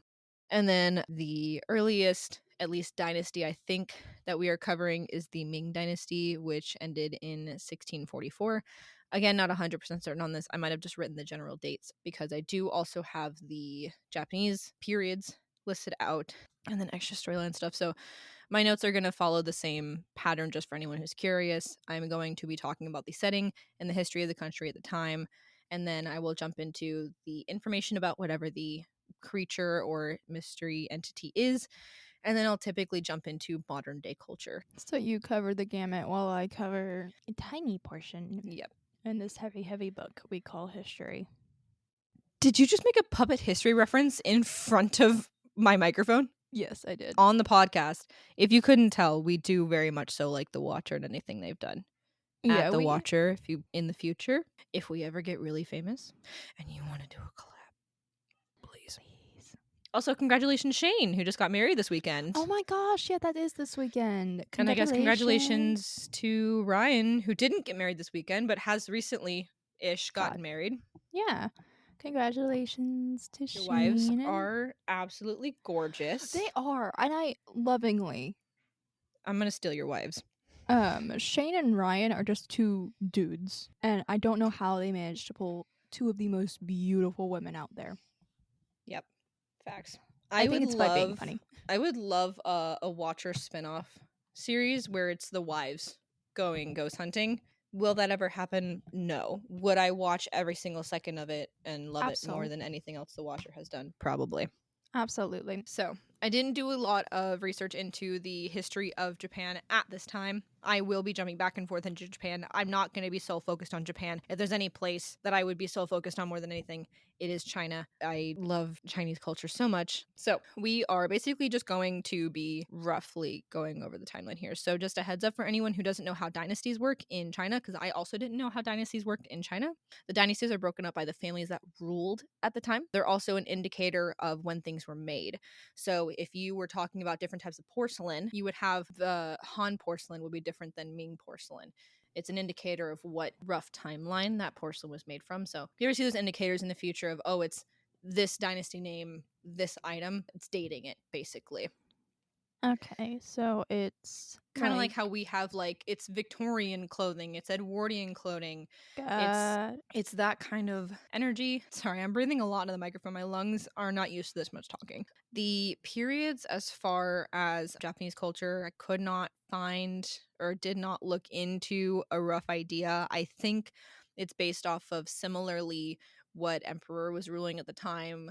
It seems that a lot of them were also bookended by major battles or the changing of how the government system worked. So, which makes sense. So, also just another rough idea. This story itself starts in 1076 BC and it ends in 2022 AD. So, it's 1076 BC and then up to 2022 CE, or BCE and CE. So, the origins of the Sessho-Seki are actually going to take us to study a creature known as the Kitsune. Now, because this story centers around a stone that was in Japan, and the majority of the history about this specific stone, actually all of the history about this specific stone, centers in Japan, I'm going to be covering the Japanese version of this creature. But I will get later on into the fact that there is a Chinese and actually a Korean variation of this mythological thing as well. Will you eventually go on to do each of those as their own episode one day? Probably not. I do mention them in here because they are almost the exact same, but going into the history of those creatures would basically just be a recounting of this exact story as well. Okay. The creature we are going to be talking about is the Kitsune. You've probably heard of it before. There's variations of it. It's the nine-tailed fox is basically what it is. The nine-tailed fox is a version of a kitsune, but a kitsune is the fox spirit itself. The entity that we are going to be talking about is the kitsune. Little bit of information on the kitsune. The kitsune are foxes that possess paranormal abilities that increase as they get older. I do not have confirmation if all animals can do this. If they can, I have questions about certain animals and if they can do this. That's just Which me thing. animals in particular? Frogs. Why frogs? Because I want to know what part of their body would multiply the older they get. The legs. Just No, a the frog with 9 legs. eyes. It's a frog with The 9 legs. It's a spider frog. Ew. No, I meant the eye. The eyes multiply. That's terrifying. Have you never seen the Simpsons movie? Yes, and that's why I'm not wanting to talk about a frog with multiple eyes. Disgusting. That's exactly why I brought it up. Anyway. I'm so happy that you did that just to spite me. So, specifically in the Japanese kitsune culture, all foxes have the ability to shapeshift into human form, but they are said to receive this form once they turn 100 or 50, depending on the area that they're in. So imagine you're from two separate areas, like you're the same spirit from two separate areas, and one of you is able to do it half as early as the other one can, and you just like show up like, "Oh, look at my form," and the other fox spirit is like, motherfucker, I got stumped for another like 50 years. Like, what do you mean I gotta wait twice as long for this bullshit? This is also under the assumption that the fox is not killed ahead of time. Yeah, that's fair. It basically implies that all foxes have the ability to become a human, but they don't receive it until they're 100 or 50 years old. So if the fox lives to be 50 or 100, I don't know what the lifespan of a normal fox, by the way, is. I didn't look that up. Up to 11 years. Okay, Damn. so you gotta live at least. I guess you could say it's a foxy fox. Oh my god. I'm so funny, it hurts. You're so something, it hurts. Oh, okay, fine. Anyway. So, true ally here, their form can change every single time, regardless of gender, and they can even mimic other humans. Not other humans, they can mimic humans. So, they can clone themselves basically to look like other humans. Kitsune are closely associated with and are said to be messengers of Inari, a Shinto kami, which is like a god of some sort, who is the patron of rice, agriculture, foxes, tea, and sake. They are considered sacred because they are natural enemies of foxes that mess with rice production. So it sounds like because the kitsune or foxes in general are probably seen around these agricultural areas, they're associated with the god who looks over them. So therefore kitsune have also been kind of roped into this because all foxes can become kitsunes. Behind every kitsune is a little baby fox. Okay, so question real quick. Answer. You said that they are good foxes and bad foxes. Like the good, like the kitsune protect the rice field. Yes. I haven't gotten there yet, but yes, that's true. No, You're you just remembering said- things from last time. No, you just said it. What? You just said that the kitsune guard the rice fields against the bad foxes who go after the rice. I said they're natural enemies of rats that mess with rice production. Oh. Rats. As you've probably seen if you have ever witnessed a fox before, they only got one tail. Hopefully. Kitsune, however, they gain a tail every 100 years that they are alive, maxing out at 9 tails. Once they max out at the 9 tails, they turn either a white or golden and become something called tenko, and they ascend to the heavens. So basically, they become heavenly foxes. The more tails they have, the wiser, older, and more powerful they are believed to be. In most stories, odd number tails are more common. I don't know why they never show even tails. I don't know if even numbers are bad numbers, but I guess maybe every 100 years they go into hibernation and they decide that no one wants to see their even tails. Well, if you're gonna be alive for hundreds and hundreds of years, You might I as well believe you.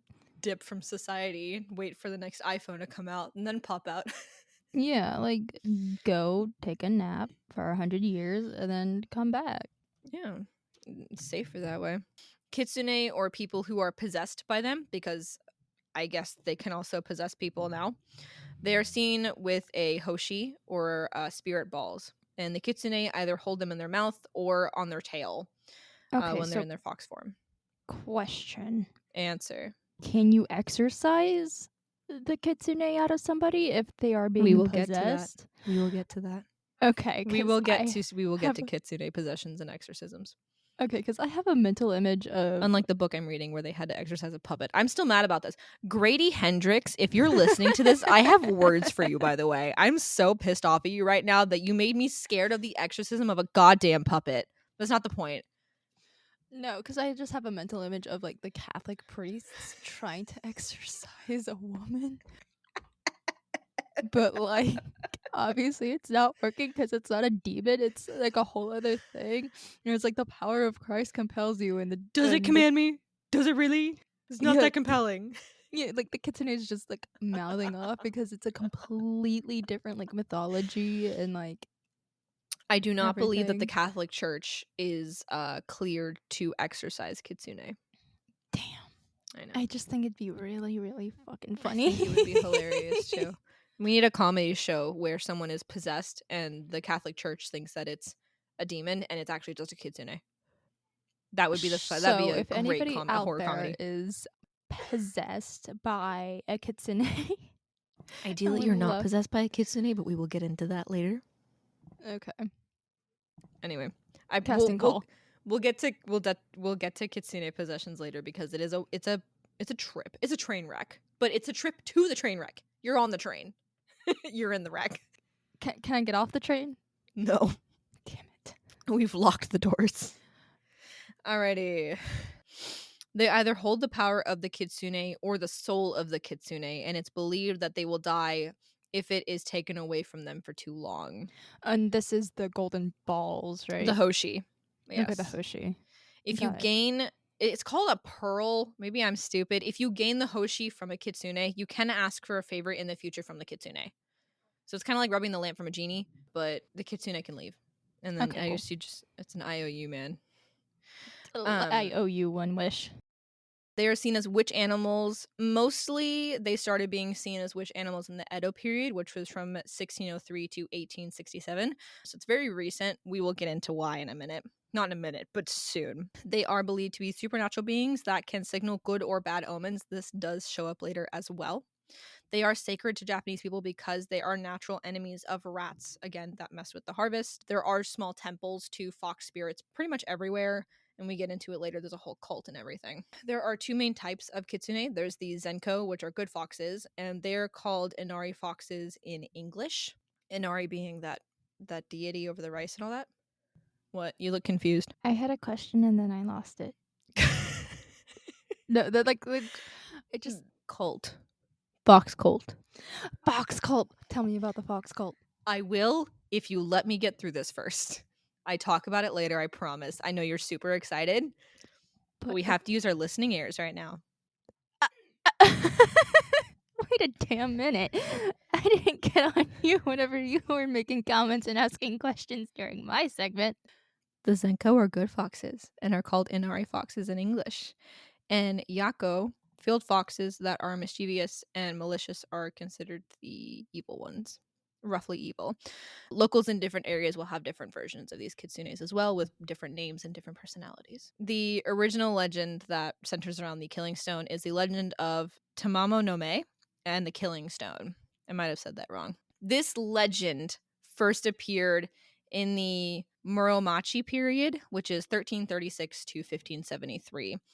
As companion tales to picture books and picture scrolls. The legend of the kitsune appeared in the Edo period, which is that period a little bit after this one. Specifically, we're talking about Tamamo no Me. So we are now specifically focused on one specific kitsune. Okay, don't let me lose you. I'm gonna lose you. So we're only talking about one kitsune now. We're not talking about like the general. We're just talking about one. Yes, you got it. Just this one. Is Tamamo no Me. Tamamo no Me. Tamamo. Tamamo. M-A-E. No Me. No Me. No Mae? No. It means duckweed woman, but we'll get there. Okay, so just this one kitsune. Only kitsune we're talking about from now on. I have now come to the realization that you are pulling my leg. I really thought you weren't getting it up to this exact point, and now I realize that you're being an asshole. Are you done? Can I move on? Yeah, you can move on now. I'm sorry. I was so convinced on trying to make sure that you specifically got it that I didn't even think about the fact that you're an asshole. This will come up again later. This will definitely come up again later. It just shows that I care about you so much that I'm willing to be so patient with you to let you figure it out on your own. I was in full sincerity until you asked me a fifth time. Okay, to be fair, initially I was like, okay, so just to clarify, this is just the only one we're talking about, and then you kept kind of that. And then then it devolved, and I had to commit to the bit. I'm sorry. I went in with full sincerity. You're the one that fucked it up. This is going to be marked as a true crime history comedy. This is the comedy right here. This is it. We found it. Okay. The first appearance of this specific kitsune. I'm looking at you right in the eyes right now. Look at me. Look at me in the eyes. Look at me in the eyes. This specific kitsune appeared in China first. I have discovered in a lot of my research that I've done, because I have actually jumped around and looked at a bunch of different things, a lot of stories come from China and move to Japan. A lot of Japanese stories originate, or at least have some origins in China. So this specific kitsune first appeared in China, and it possessed a woman named Daji. I am so sorry for my Mandarin pronunciations. Daji, Su Daji, or just Daji, was from a noble family, Yosu? Or Yosu. Yousu. She was born somewhere around 1076 BCE. So the first time we recorded this, I wanted to redo my pronunciations of this man's name. I found out that you pronounce his name Joe. So it's King Joe, which isn't funny. Psychos just held up a little. It's a little funny. So I think the way that this works is the noble family kind of like, not owned, but like kind of ran this one town. Not a clan, but King Joe of Shang, which means that's the dynasty that he was in. He invaded Yuso, I'm just going to pronounce it Yuso, and took Daji, making her his concubine, and he became obsessed with her. He began to neglect his duties as a king just to be around her. Literally skipped work to hang out with his bitch. Me too. Actually, me with you. I mean, we do that all the time. So he really did just skip out. Yeah. Fully. I'll get into it. He even built her elaborate things like a zoological garden with rare species of animals just to vibe in. Imagine having that much fucking money. Okay, so why Couldn't don't be you me. love me this much? Because neither of us like being outside. The fuck? That's fair. Okay, continue. It is said that he ordered 3,000 guests to play cat and mouse naked. And when one concubine refused, he had her executed. Yo, what the fuck? And I think the form of execution at the time was decapitation. Imagine saying no to playing this cat and mouse game for your for this other this king's other side piece and then being executed because you said no. Basically. It is said that Daji loved torture, and she was said to even laugh at executions. She invented the bronze toaster. Do you remember this thing? No. The bronze toaster, and again, this is all just roughly what I could find online. The bronze toaster was a cylinder about 20 feet tall with oil on top. Victims were made to walk on it completely naked as it was heated from a fire below. If they slipped from the oil, they would fall into the charcoal below and burn to death. She invented this. Yes. What the hell? I mean, good for her, but fuck, dude. I know. She just consistently liked to be an asshole. She cut off a farmer's feet to understand how he was unbothered by the cold temperatures after seeing him walk on ice. He was probably unbothered because, he's been doing it his entire goddamn life. Trigger warning real fast to any pregnant women. You might want to mute the next 10 to 15 seconds. She also cut a pregnant woman's belly open to see what was happening inside. I don't think I'm hungry anymore. You don't want the tortellini anymore? I don't think I want the tortellini anymore. Okay. She cut King Joe's uncle's heart out to see if the ancient saying, a good man's heart has 7 apertures, was true or not. That's the end of the torture, at least on her part. Okay, so here's the thing. Mm-hmm. Imagine if, you had this uncle who's, the best dude ever. And I walked up to him and go, so I heard you were a good man. And he's like, I wouldn't think so, but apparently a lot of other people do. And you just reach in and rip his heart out. Yeah, I just fucking fatality his ass just to see if some myth is accurate. What the hell? Yeah, she wasn't a good person.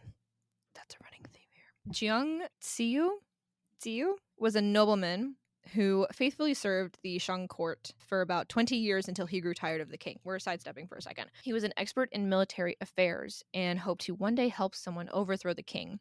He disappeared and then resurfaced again at the age of 72 when he was called upon by King Wen of Cao. I don't want to say that with the wrong tongue because I think I just said a curse word. Zhou. Oh, wait. King Wen of Zhou. That's Zhou.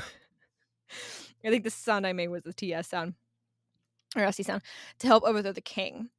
When he was given the title, Jiang Taigong Wang. King Wen died, and his son King Wu took over, wanting to send troops to overthrow the king of Shang, so King Zhou, I believe. So we're in the same dynasty period. That's where the Zhou keeps coming from, but this is King Wen. I don't know if he's the overall king or if he's just a king in the area. King Wu, W-U, waited until the people of this king became restless and then attacked. When King Zhou then set fire to his own palace and died in the fire.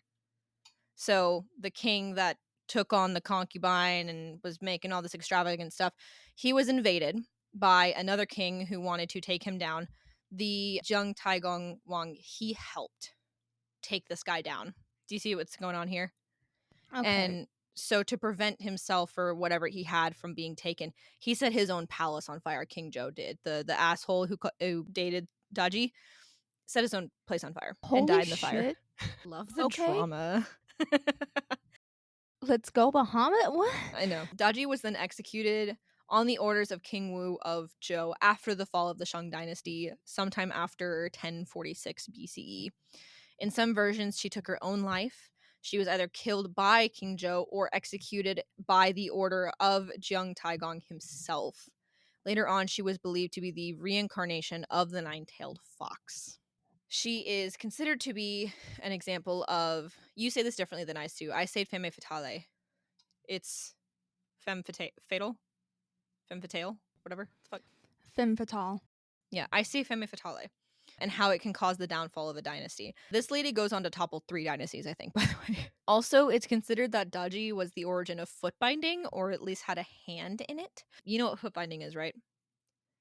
Unfortunately, yeah. I'm really sorry for anyone who doesn't, because I'm about to explain it. Foot binding is when women wanted their feet to appear small and petite, so they would forcibly break them, and then they would basically take the front half of the foot and kind of wrap it around itself and bind it. So basically cut the foot size in half. It is now illegal. I think there's still someone who exists with foot binding like actively, but she was probably one of the last people that got foot binding done. It was considered like a beauty trend, but the foot binding foot resembles a fox's paw. That's kind of where that comes into play here. Okay, but also, like, if you did foot biting, you could not walk. It was essentially like crippling to you. Like, you couldn't do anything. Yes, which means it might have been more common amongst higher status women who didn't have to work. In the Chinese novel Feng Shen Yan Yi, I'm totally saying that wrong, so sorry about it. It said that she was summoned by a god to destroy King Zhou after he offended her. He made lewd comments about the goddess, and so she sent down 3 spirits to torment him. The Kitsune possessed the body of Daji, killing her and taking her place in the body. She was given to King Zhou of Shang as a peace offering after conflict broke out between her family and the Shang military. On her way to the R.I.P.P.. capital, that's yeah. Like, imagine you're just living your life, and then because this dude pissed off a goddess, you got sent straight to the Shadow Realm. Like, you don't Yeah, like you basically. don't get to live your life anymore. Nah, man. You're dead essentially, and then you Sacrifice get to for the greater good. yeah, I am and the then you get to greatest watch your good body get like puppeteered by the Kitsune to do some of the most horrible things. I mean, fair enough. So she was given to King Zhou of Shang as a peace offering after conflict broke out. On her way to the capital, that's when she was possessed. After the fall of the Shang dynasty, it is said that she was exorcised by Jiang Taigong and eventually died. However, this story was published somewhere between 1567 and 1619, so it's unclear if this is true or not. A lot of stories about this time actually came out closer to now than then, so we're not 100% certain on this. She was largely unrecorded in history, and passages about her were written centuries after the end of the Shang dynasty. So there's actually not much historical records of her existing during this time. Now we're jumping over to India. Oh shit. We're moving. We're on the move. We're moving. Because remember, she died. She's Oh, died in China at this point. She was executed. Or the spirit was exorcised out of Daji. So Daji died, but not the Kitsune spirit. Because we're still just following this one specific Kitsune. Yes. So And Daji herself has died. Either the soul left the body when Daji was killed by execution, or the Kitsune was actually exorcised out of Daji. But the Kitsune's name is not Daji. It's just the Kitsune at this point. It hasn't taken on its current final form. okay. So we've got 3 other generations of Kitsunes to get through before this. So bitch is like, okay, that didn't work out as well as I hope. I'm gonna go hide out in India for a bit. Yeah. And just a heads up, this Kitsune already has 9 tails, and 9 tails are actually considered extremely rare, despite the fact that 9-tailed foxes are the more common ones that you will see in most pop culture references.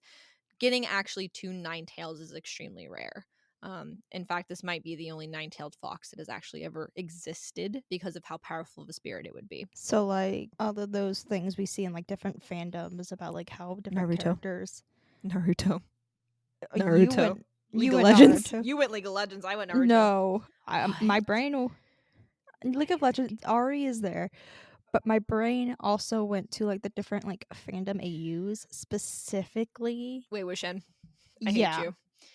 Listen, We're triangulating ourselves way too much here. I mean, but there's also, like, this is I gonna feel be like there's really like weird, but Kitsune versions of a lot of things. yeah, so, like, there's different characters. Realistically, none of these characters would have made it that far. No, not a chance in hell. Actually, they might all be too young to even be considered kitsunes with a human form at that point. So, anyway, we're gonna go to India and we're gonna talk about Lady Kayo or Ko. This does not have a set time period, but after the fall of the Shang dynasty in 1046, it said that the specific kitsune spirit fled over to ancient India, and she became a concubine for either the king at the time or the crown prince, Bonzuko. I have the king's name typed in here. I'm not going to offend any person by trying to pronounce it, so we're just going to let it be. I'm so sorry for the sentence that I'm about to read. She manipulated either one, whichever one she was with, to cut off the heads of thousands of men, eat babies, kill priests, and other things. It's believed that the king turned away from her and began to turn to Buddhism, so she fled back to China. This is not the first time that her plans will be foiled by Buddhism. Baosi, let's go. Bao, Bao, Si. I'm assuming it's C or S. It's probably Baosi. So Si, Se is her family name. Her actual personal, not her courtesy name, but her like birth name. It's not known. This is the one you probably you'll remember at the moment that I tell you what it is. So during the last 2 years of the Xia dynasty, XIA, again, so sorry about this. 2 dragons entered the palace of, I'm assuming, the king at the time. I fucking remember this. When they God. left, the king ordered their saliva that they left behind because they were really drooly dragons. He ordered it to be placed inside of a wooden box. I do not know why the dragons entered. I do not know why they drooled everywhere. To me, that's a little rude. And then they dipped. They left, they drooled, and they dipped. The alternate version of the story, which I'll get to in a second, is worse somehow. You don't realize just how weird it is until you say it out loud. Yep. And I am being violently reminded, and I violently hate it. Ah. He ordered the saliva to be placed in a wooden box.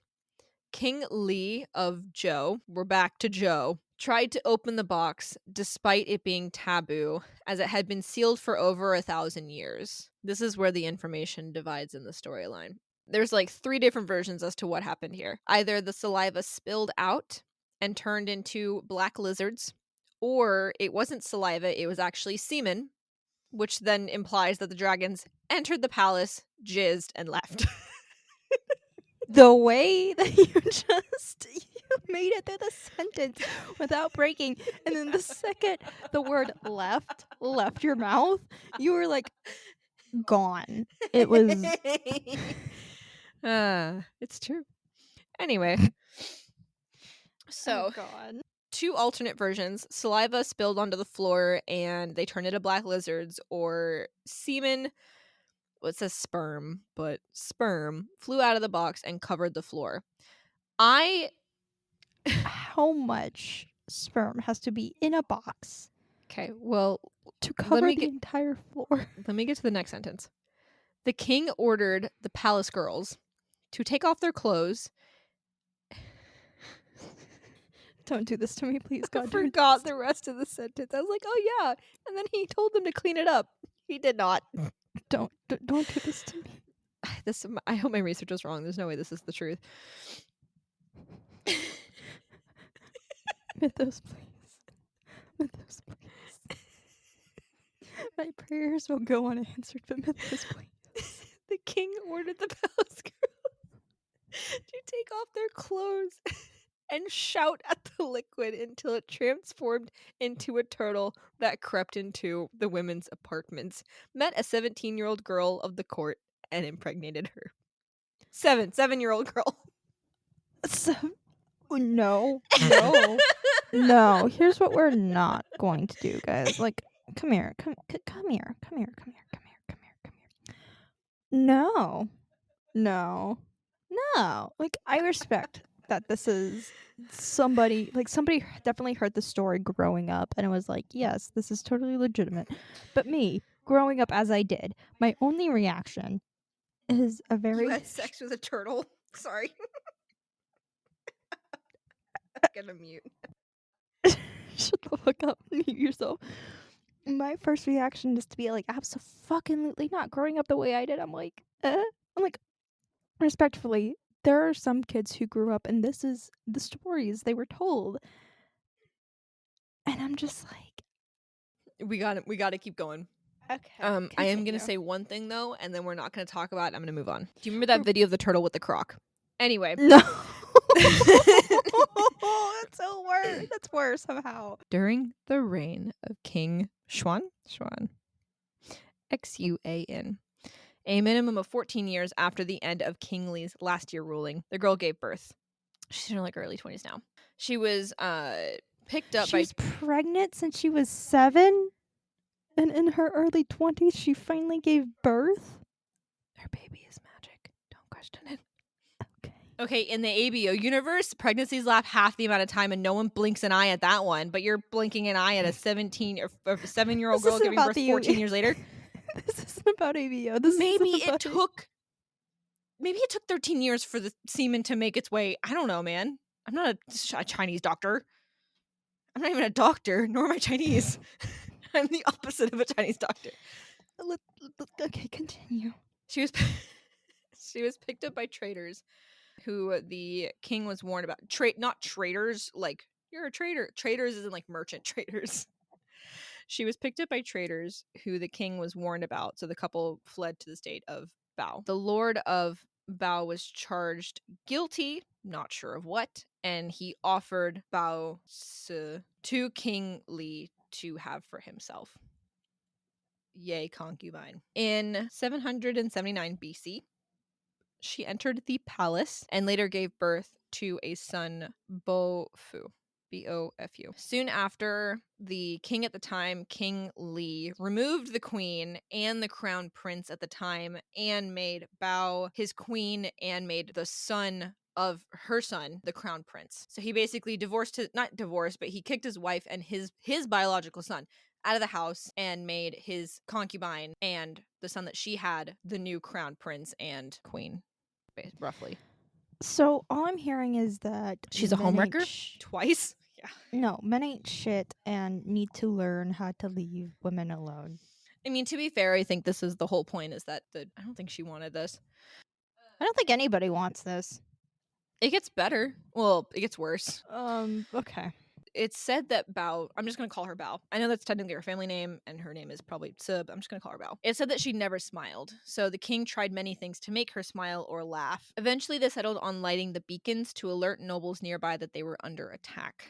The armies came, and she eventually laughed at how stupid either the kings were for doing this, or laughing at the nobles for arriving. He did this so many times that the nobles no longer came to help. Do you see where this is going? Eventually, they were attacked by either barbarians, unclear who the barbarians were, or an army that the queen's father, the original queen's father, had put together. But when he lit the beacons, no one came to help. R.I.P.P. man, but you kind of brought that on yourself. You had it coming. The king was killed, and the new crown prince were killed, and Bao was kidnapped. Either she was killed after this, she committed suicide, or she was sold into slavery. It's believed that she died somewhere around 771 BCE. After the death of the imposter crown prince, we'll call him. After he died, the original crown prince was put back into place. He was called King Ping, and he was placed on the throne. Many scholars say that Bao is nothing like Daji. Despite being partly involved, she did not directly cause a lot of the stuff that happened with the king.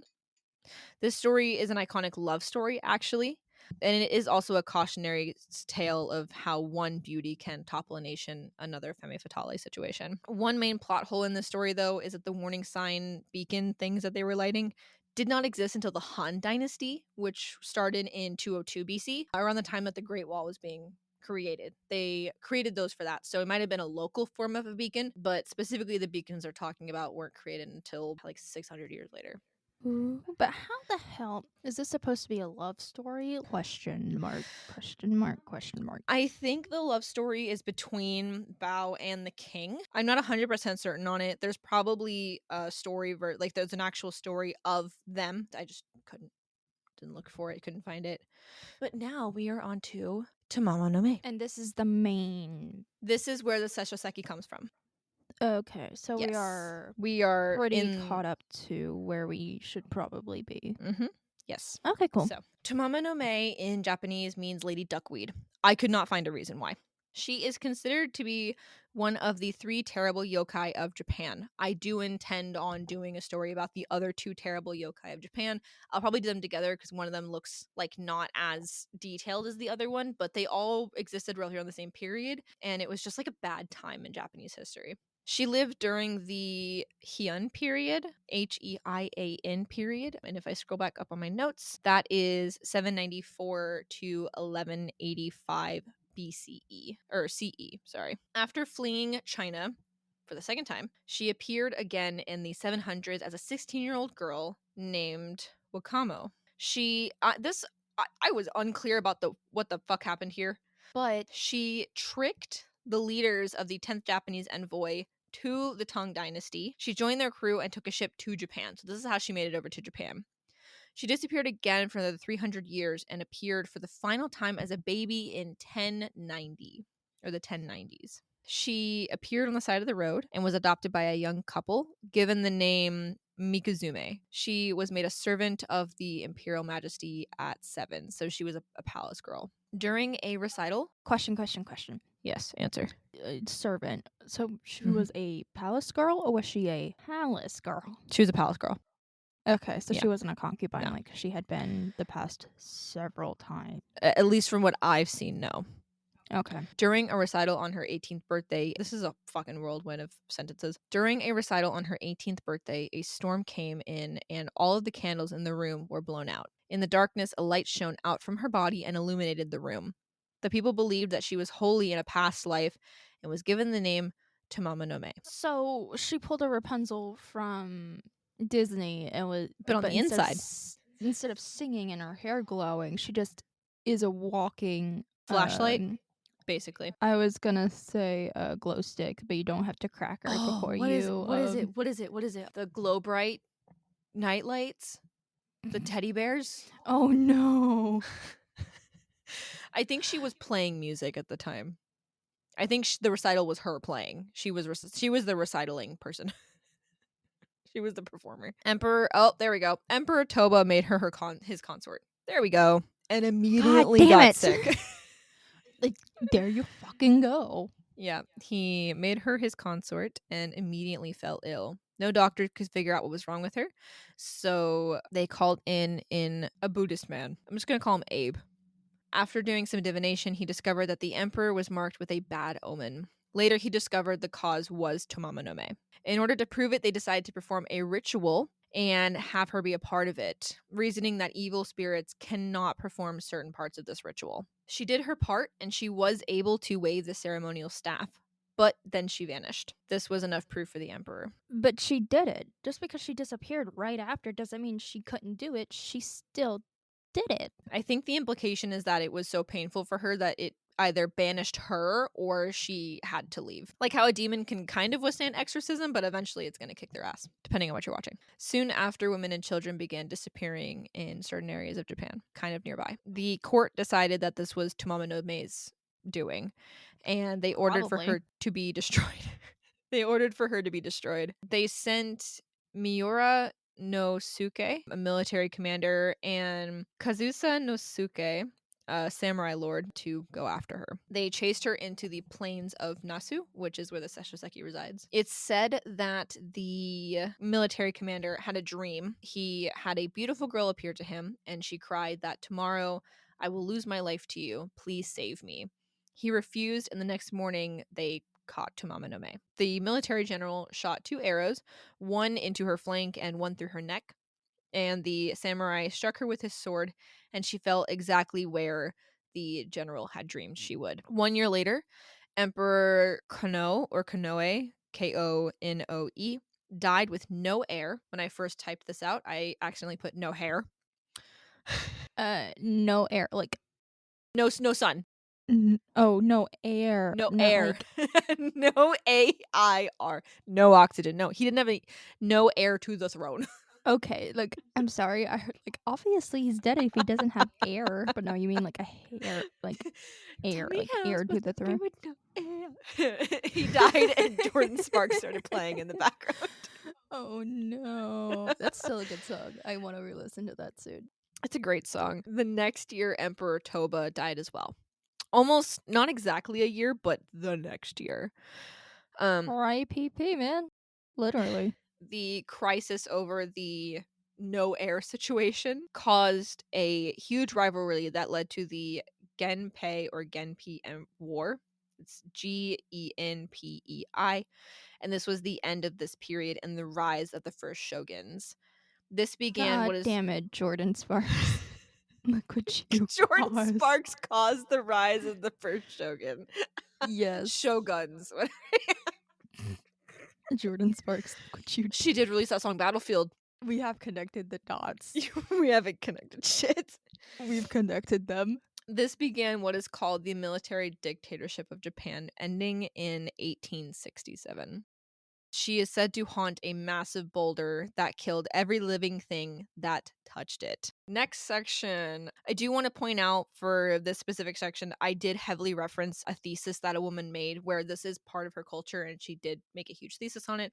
I will link it in the notes for this episode. It's an incredible read. I had to go to a couple different places to download it, but I will mention her name and the title of it in the notes. But if you want a really, really in-depth on her view of the story and why it changed and all this stuff, an incredible read. It was her thesis, actually. So good on her for the amazing thesis. I hope that went well for her when she submitted it. I might actually have the file saved. I can probably look it up. Okay. His name is Ian Ferguson. He graduated from a university in Hawaii. This thesis submitted to the facility of the Graduate School of University of Colorado in partial fulfillment of the requirement of the degree for a Master's of Arts, Department of Asian Languages and Civilization. This thesis is entitled The Evolution of a Legend, a comparison of the culture of Tamama no Mae portrayed in Muromachi period story by Ian Stewart Ferguson has been approved for the Department of Asian Languages and Civilizations. The bottom it says the final copy of this thesis has been examined by the people who signed it, and we find that both the content and the form meet acceptable representation standards of the scholarly work in the above mentioned discipline, hopefully meaning it was accepted. So I'm so sorry. Ian Ferguson submitted this. This is his thesis statement. It is 65 pages long, and it is an incredible read if you get the chance to read it. This is heavily referenced for this next part. So the changing of it. In 1653, Tomama no Soshi, another writing of the original story, had an amendment that says that Tomama no Mae's spirit embedded itself into the boulder in Nasu after her death. This version also changed her personality as someone who is submissive and craves Buddhahood, which is a weird word for me, which goes against the original idea that they seem to oppose each other. The author goes on to explain, Ian goes on to explain, that the change in the story to Tomama no Mae now being interested in enlightenment and being exercised could be due to religious leaders and priests adding a lesson to convert people to Buddhism. Taking a character who has been through so much and saying everything was fixed because of Buddhism was appealing. Apparently, this happened often in Mugen no Play, Mugen, where historical figure spirits would beg for Buddhahood. This is consistent with a bunch of ancient leaders, actually, or ancient figures. The basic idea of how these plays would go is the priest would be walking, he would come across the spirit, pretending to be something else. The spirit would recount some terrible things that had happened, not really claiming that it was theirs. And then the Buddha or the priest would find the person again the next day. The person would reveal themselves as whatever this leader was and say, basically, can my sins be forgiven? The priest would say, yes, you can be forgiven, and they would be converted to Buddhism and be forgiven that way. You know what this feels like to me? Some Christian bullshit? Yeah. Like heavy Christian bullshit. Because I feel like Christianity did the exact same thing. Probably, but I would really, really, really love to see the conversation where a Christian says that Hitler's spirit has been exorcised because he's really sorry about it. In this amendment to the story, it said that sometime between 1336 and 1392, a Buddhist monk exorcised the spirit and held a Buddhist memorial service for the spirit to finally rest and be reborn, which causes problems later on, if you couldn't tell. Now on to the original point of the story, the Sessho-Seki. The Sessho-Seki is the name of the boulder that the spirit was said to have embedded itself into. Sessho-Seki is the name given to a stone in the volcanic mountains of Nasu. This area is famous for its sulfuric hot springs. The stone is called the Killing Stone. That's the translation. It's said to kill anyone who comes into contact with it. There is good reason for this too. Rocks and large stones in this area where volcanic toxic gases are often named Sessho-Seki, and the reference is to this specific legend, but they're surrounded by toxic fumes. In Japan, large stones and rocks tend to be in areas where there are high amounts of volcanic gas. The components of these gases are water vapor, carbon dioxide, sulfur as sulfur dioxide or hydrogen sulfide, nitrogen, argon, helium, neon, methane, carbon monoxide, and hydrogen, which are not good for you in most large doses or small doses. Volcanic gases are directly responsible for roughly 3% of all volcanic related deaths of humans between the 1900s and 1986. They can kill by acidic erosion, others by asphyxiation. So the idea that this stone kills people is probably because it's literally toxic to be near. So you're telling me Someone walked that into a knife and said, "Hey, that kills people." Yeah, essentially. basically. The Sessho-Seki split into two on March 5th, 2022. So last year. We were laying in bed together whenever we started seeing this shit come up. Yeah. No, like dead ass. I Yeah. remember making like some comment about it to you now. I don't remember what the comment was. I don't know. I just remember like You just saying recall it something. happening. Yeah. Amazing. People had seen cracks forming in the stone for several years, which allowed rainwater to enter and erode the stone. It's believed that the stone was not broken open by anything other than weathering, so no one came in and broke it in the middle of the night. On March 26th of the same year, the local government had a priest host a ceremony at the site with prayers, offerings, and waving a ceremonial staff over the split rock. This staff is a wooden wand used in Shinto purification rituals. It kind of has white tassels on the end of it. It looks really cool. This, by the way, for any nerds out there, because I added this in my notes because I was also curious, is not the same rock from Demon Slayer. Though it is thought that that rock resembles one at the Haban Shrine, Haban, if any nerds want to go look it up. I did want to add in here, because everyone on TikTok took this so seriously when the Sessho-Seki split, but the priest coming in and hosting like service for the rock is basically the equivalent of holding a funeral for your dead fish. It kind of was a joke, and a lot of people that were actually local to the area joked about the Kitsune coming out, but no one actually believed it was true. But Westerners took it very seriously and were saying that, oh, the Kitsune has been released and now it's going to come get you. And a lot of people on Witch Talk looked a little too serious when they were saying it online, which is the whole reason I wanted to tell this story in the first place, because I think it's a little ridiculous that people took this so seriously. I think it's a little ridiculous that Westerners just jumped onto it without actually considering any part of the legend whatsoever. It's a little embarrassing. Are we really surprised by any of it though? No, but I think this is where being culturally aware comes in very, very, very well. Knowing the stories behind things can save you a lot of embarrassment, but also it makes you look less stupid. I feel like maybe there were a lot of people that knew this story and knew that it was kind of like a wives' tale and kind of, felt maybe like they couldn't speak up about it. And like I said, there were a bunch of people who were Japanese saying, "You guys are taking this way too seriously," and their voices were almost completely silenced. That's basically the equivalent of the Mothman statue in Point Pleasant, right? Getting knocked over and split in two, and people in Japan going, "Oh no, Mothman's gonna come get us. You better be so scared because Mothman's gonna show up and he's gonna take over the government and he's gonna possess all of our leaders and have them commit suicide," but like taking it fully seriously is basically the equivalent of what Westerners did with that. I hate it here.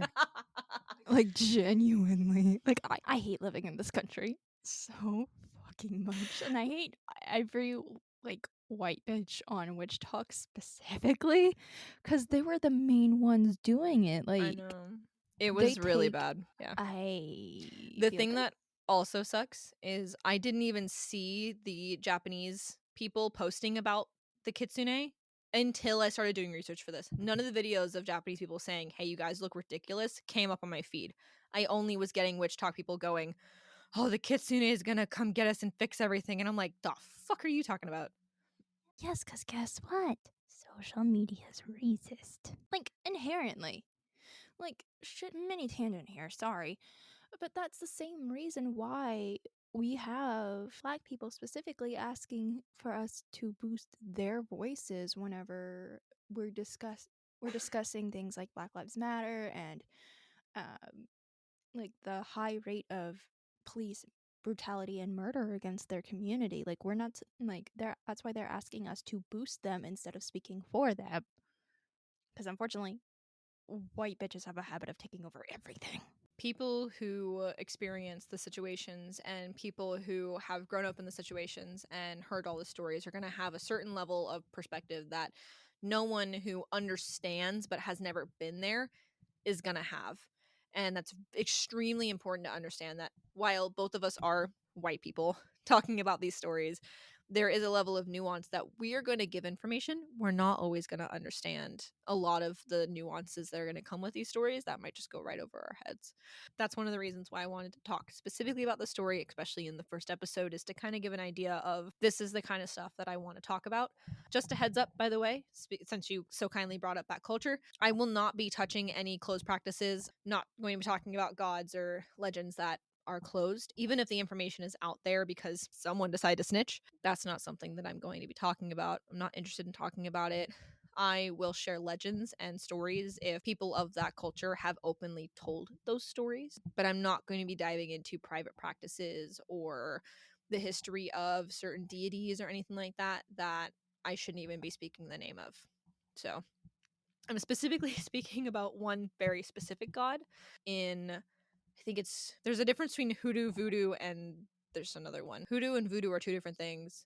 And I know what you're talking about, and for the life of me, I can't remember it right now. I'll probably remember it later. But there is a specific deity in there that I'm not even going to say the name. That's a perfect example of this. It's What was it? The one that was like co-opted for American Horror Story? no, that is not the same one. There is another. I can say the word Loa, right? It's a Loa. It's not a D. It's a Loa. Specifically, the Yeah. word for it. It's a Loa. It's not him. I keep saying I'm wanting to say Baba Yaga, but that's not. It's not Baba Yaga. That's the Russian one. Yeah, Baba Yaga is Russian. It was.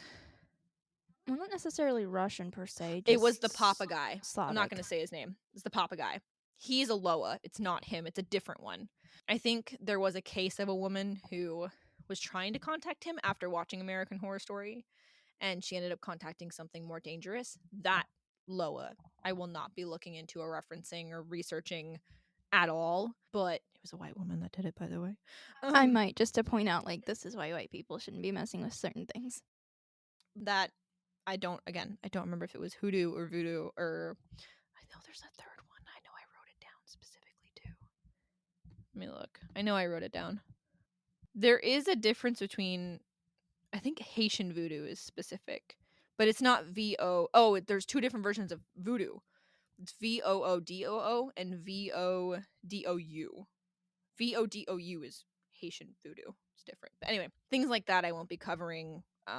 Private practices from indigenous cultures, stuff like that. I don't intend to infringe on that. Legends and stuff I will talk about, but if it looks like it's private, I'm not going to talk about I do have a couple cases planned where they do kind of like touch into that. I will not be going into detail. I will mention the practice and be like, hey, they focused with they like this is like a big part of their personality or like big part of their private life, but I will not be going into detail because a lot of times that information is not even accessible, and if it is because somebody decided to put it out there whenever they should.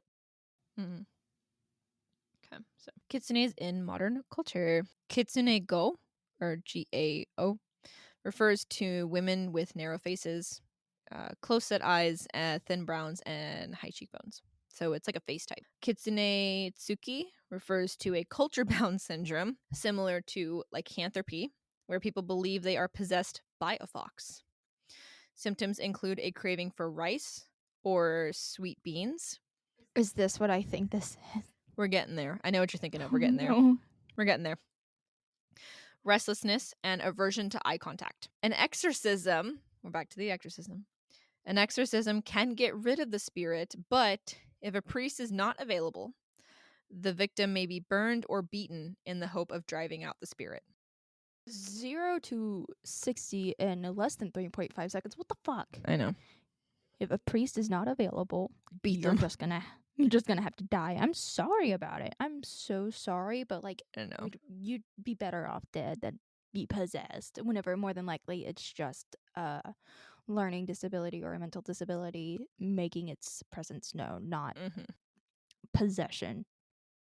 Yep. Families of people who are believed to be possessed by the Kitsune may be outcasts or ostracized by their community. Some families believe that they are protected by fox spirits and use that to gain fortune or curse the land and families of people that they dislike. It is considered taboo to marry into any family like this, since it will grow the family and it causes social problems between people for some reason. Also, fun fact, sun showers in Japan are referred to as Kitsune's wedding, referring to a myth where two Kitsune marry under the same weather conditions, and it is considered a good omen. Oh, that's sweet. I really like sun showers. They're so pretty. Yeah. Alrighty. Back to China. Hulijing. We're back in the fucking building again. Hulijing are the Chinese version of kitsunes. Thought to be the origin to the kitsune in Japanese culture and the kumiho or gumiho in Korean culture. Hulijing have a habit of seducing young men while looking like beautiful maidens, draining their life essence in the middle of sexual acts. Me too. I wish I could do that.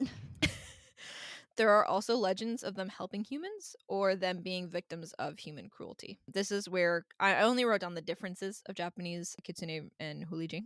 At 50 years, they can transform into an old man or an old woman. At 100 years, they can transform into a beautiful young woman. They need to put a human skull on its fox head in order to transform into a human and worship the Big Dipper, but that myth is not as common. They are able to ascend to the heavens with enough life essence, and it cannot come from humans. It must come from nature. They kind of have to cultivate it. Hulijing that prey on people will likely never become part of the celestial realm. It's considered like bad chi almost. Only foxes who self-cultivate can ascend. Humans are Hulijing junk food. So if you eat a Hulijing, or if a Hulijing you eat eats a a human, Hulijing. if you give a mouse a cookie, if you give a Hulijing a human, they cannot ascend. So This is so. That's a great way of explaining it, but that's only going to reach a niche amount of people who who will have read the remember. book If You Give a If you Mouse a give a mouse a Cookie. cookie, he will I mean- ask for some milk. I mean, basically, that's what happens. There is a saying in Chinese culture that where there is no fox demon, no village can be established. So it seems like they're pretty common or kind of revered in certain areas. The more popular myths are ones where Hulijing are malevolent. Unlike Kitsune, who are foxes that become magical, Hulijing are always magical regardless of age. They're usually seen with longer tails, human feet, fox front paws, fox ears, and denser fur. At this point, I started to realize that the article that I was reading might be racist, but we're gonna move on. In the Ming and Qing dynasty, environmental issues were blamed on fox spirits, and the hauntings were also considered common of Kitsune or Hulijing. I think the racist part in the article was that they were saying that the Chinese version was better than the Japanese version, and I didn't want to include that. I'm sure there's some argument there. I am not privy to it. This is the part you were thinking about. No, please, God, don't. Belief in spirits is considered to be the cause of a culture-bound disease called Koro. Please don't do that. This is a delusional disorder in which the individual have an overpowering belief that their sexual organs are retracting and will disappear into their body.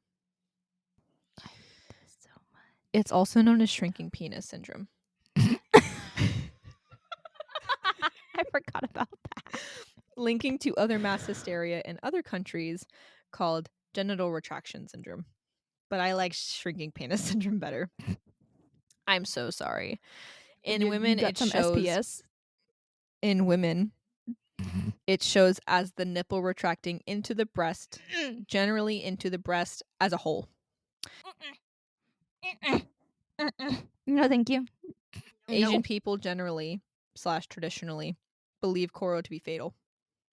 At this point, Yeah. I started questioning my life. I literally wrote, "What is my life at this point?" Okay. R.I.P. I man. remember writing this in a Starbucks too. Oh my god, I remember that. I'm so sorry about this next part. What are you about to say? The anxiety may cause some people to resort to physical methods to prevent the retraction. Oh god. Men may men may perform Please. men may perform manual or mechanical penile traction or No. anchoring by No. means of a string or some sort of clamping No. device. That's just take like a Viagra. You'll be fine. Take one of those like magical like penis enlargement pills from those ads you see on Pornhub sometimes. You'll be fine. Women may be Not this. Women may be seen grabbing at their own breasts, pulling their nipples, or even having iron pins inserted into the nipple. Oh no. These attempts often lead to injuries and sometimes death. No, yeah, no shit. But In no. indigenous treatment in China consists of praying and asking a Taoist priest to perform exorcism if a fox spirit is believed to be the cause. Some people hit gongs or beat the person to drive the spirit out. I They think I'd rather get I think I would rather have them beat the gong than beat me. I think I'd rather be beat to death. They may be they may be given medicine including herbs, stag antler, deer tail, tiger penis, deer penis, or seal penis. Why so many different types of penis? I think a common thing in like Chinese medicine is the idea that eating some part of a body will enhance that part of the body for you. Oh, so it's just like eating somebody else's brain will give you their smarts. Yeah, things like that. This belief and also this syndrome, it's mostly confined to South China, and it was first documented in 1908. Hey, what the fuck, guys? But guess what? Oh no, what's up? We're at the fox cult. Fox cult. Fox cult. Okay. Huxian, Huxian, is the fox god. It's a deity in the Chinese religion, and this cult is actually still present in northern China. No, I did not see any cult places for this spirit in northern China while I was there. Usually identified as the fox immortal lady, whose animal form is the nine-tailed fox. She's the equivalent of the Onari Okami in Japan. She's also represented as a couple of gods, male and female, called the Great Lord of the Three Foxes and the Great Lady of the Three Foxes. She was, or they were worshipped in almost every household in northern China. This is the cutest thing I've ever heard in my life. In certain areas, every newborn is assigned his or her own patron god, manifestation of this fox deity. Usually, it's the opposite sex of the child. After the child is married, the two patrons will be represented sitting together. Aww. Isn't that so So cute? cute. The amount of fox god shrines in Manchuria, I believe, was also overwhelming. Kitsune cult specifically, in the Tang Dynasty or Tang Dynasty, commoners worshipped the fox spirit of Daji. They made offerings in their bedrooms to beg for favor and to share food and drinks with the spirits. In the Song Dynasty, specifically in 1111, the fox spirit cults were completely outlawed. On the eve of the Jurchen invasion, a fox came into the throne of the emperor at the time. He ordered the destruction of all fox temples as he saw the visit as a bad omen. The city was invaded the next day, and the dynasty fell 5 months later. This is known as the Jurchen invasion, a battle that had been going on for a very long time. It's considered the identity war. Basically, I think the Huns or the Mongols or something, someone basically entered northern China and said, "We are Chinese." And just basically said, "We're more Chinese than you are." And other Chinese people said, "No." And that basically just kept happening until they conquered like all of northern China. Yeah, I guess. I mean, yeah. The spirits at the time were mostly benevolent and helped when well treated, but they would turn against people if they were mistreated. Specifically the Hulijing, I think. Alrighty, last section, I promise. Kumiho / Gumiho. This is the Korean version. I'm not going to go over the similarities between the other two. However, the Kumiho or Gumiho transforms into a beautiful woman and sets out to seduce men and eat their livers or hearts. Me too. Believed to come from a place called Qingqiu.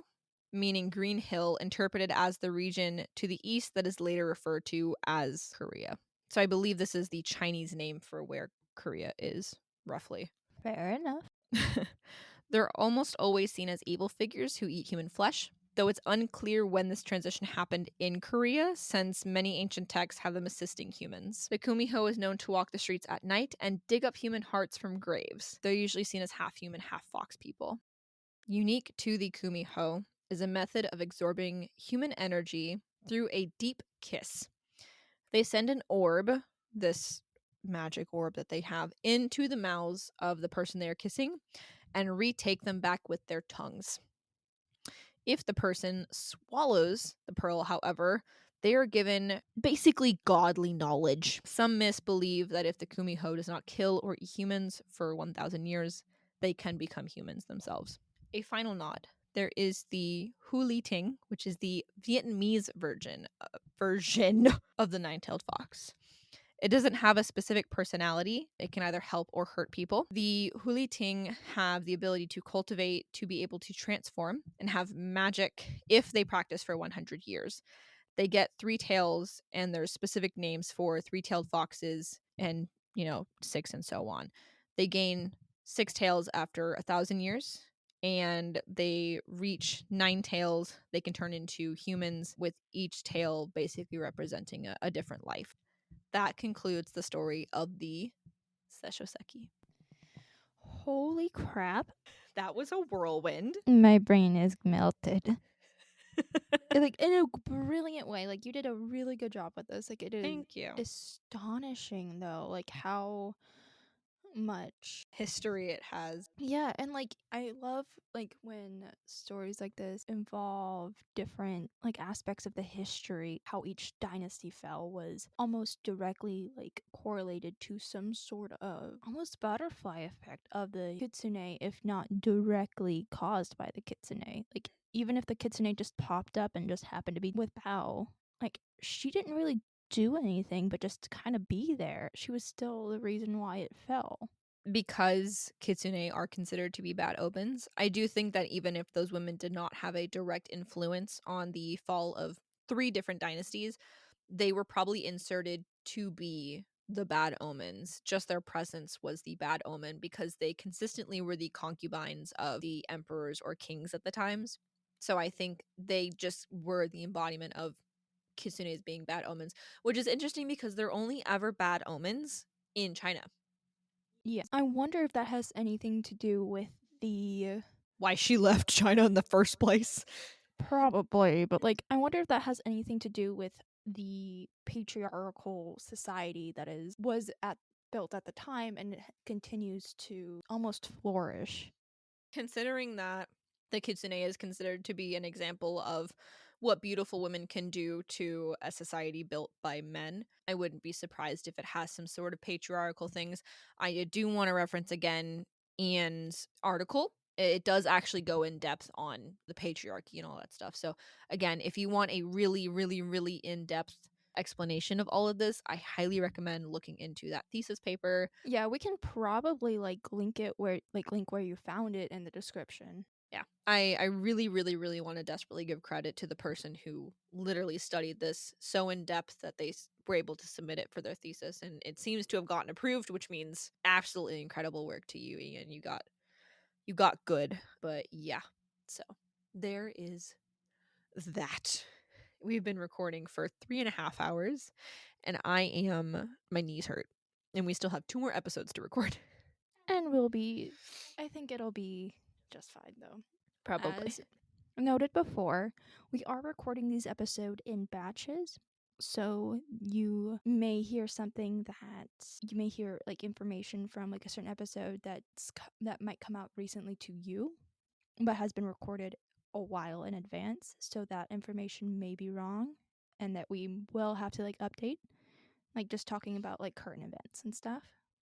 But hopefully, if everything goes well, we'd be able to record more frequently and closer to when these episodes will be released.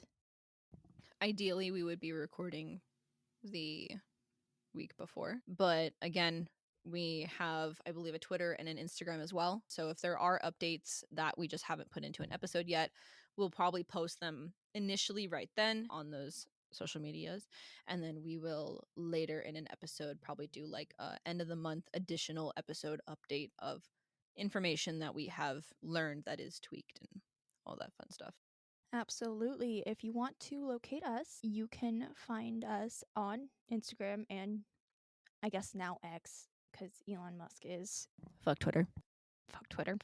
Um, you can find us at Wicked Anthology on Twitter and Wicked Anthology Pod on Instagram. And Yes. of course, we'll be linking our Gmail in the description.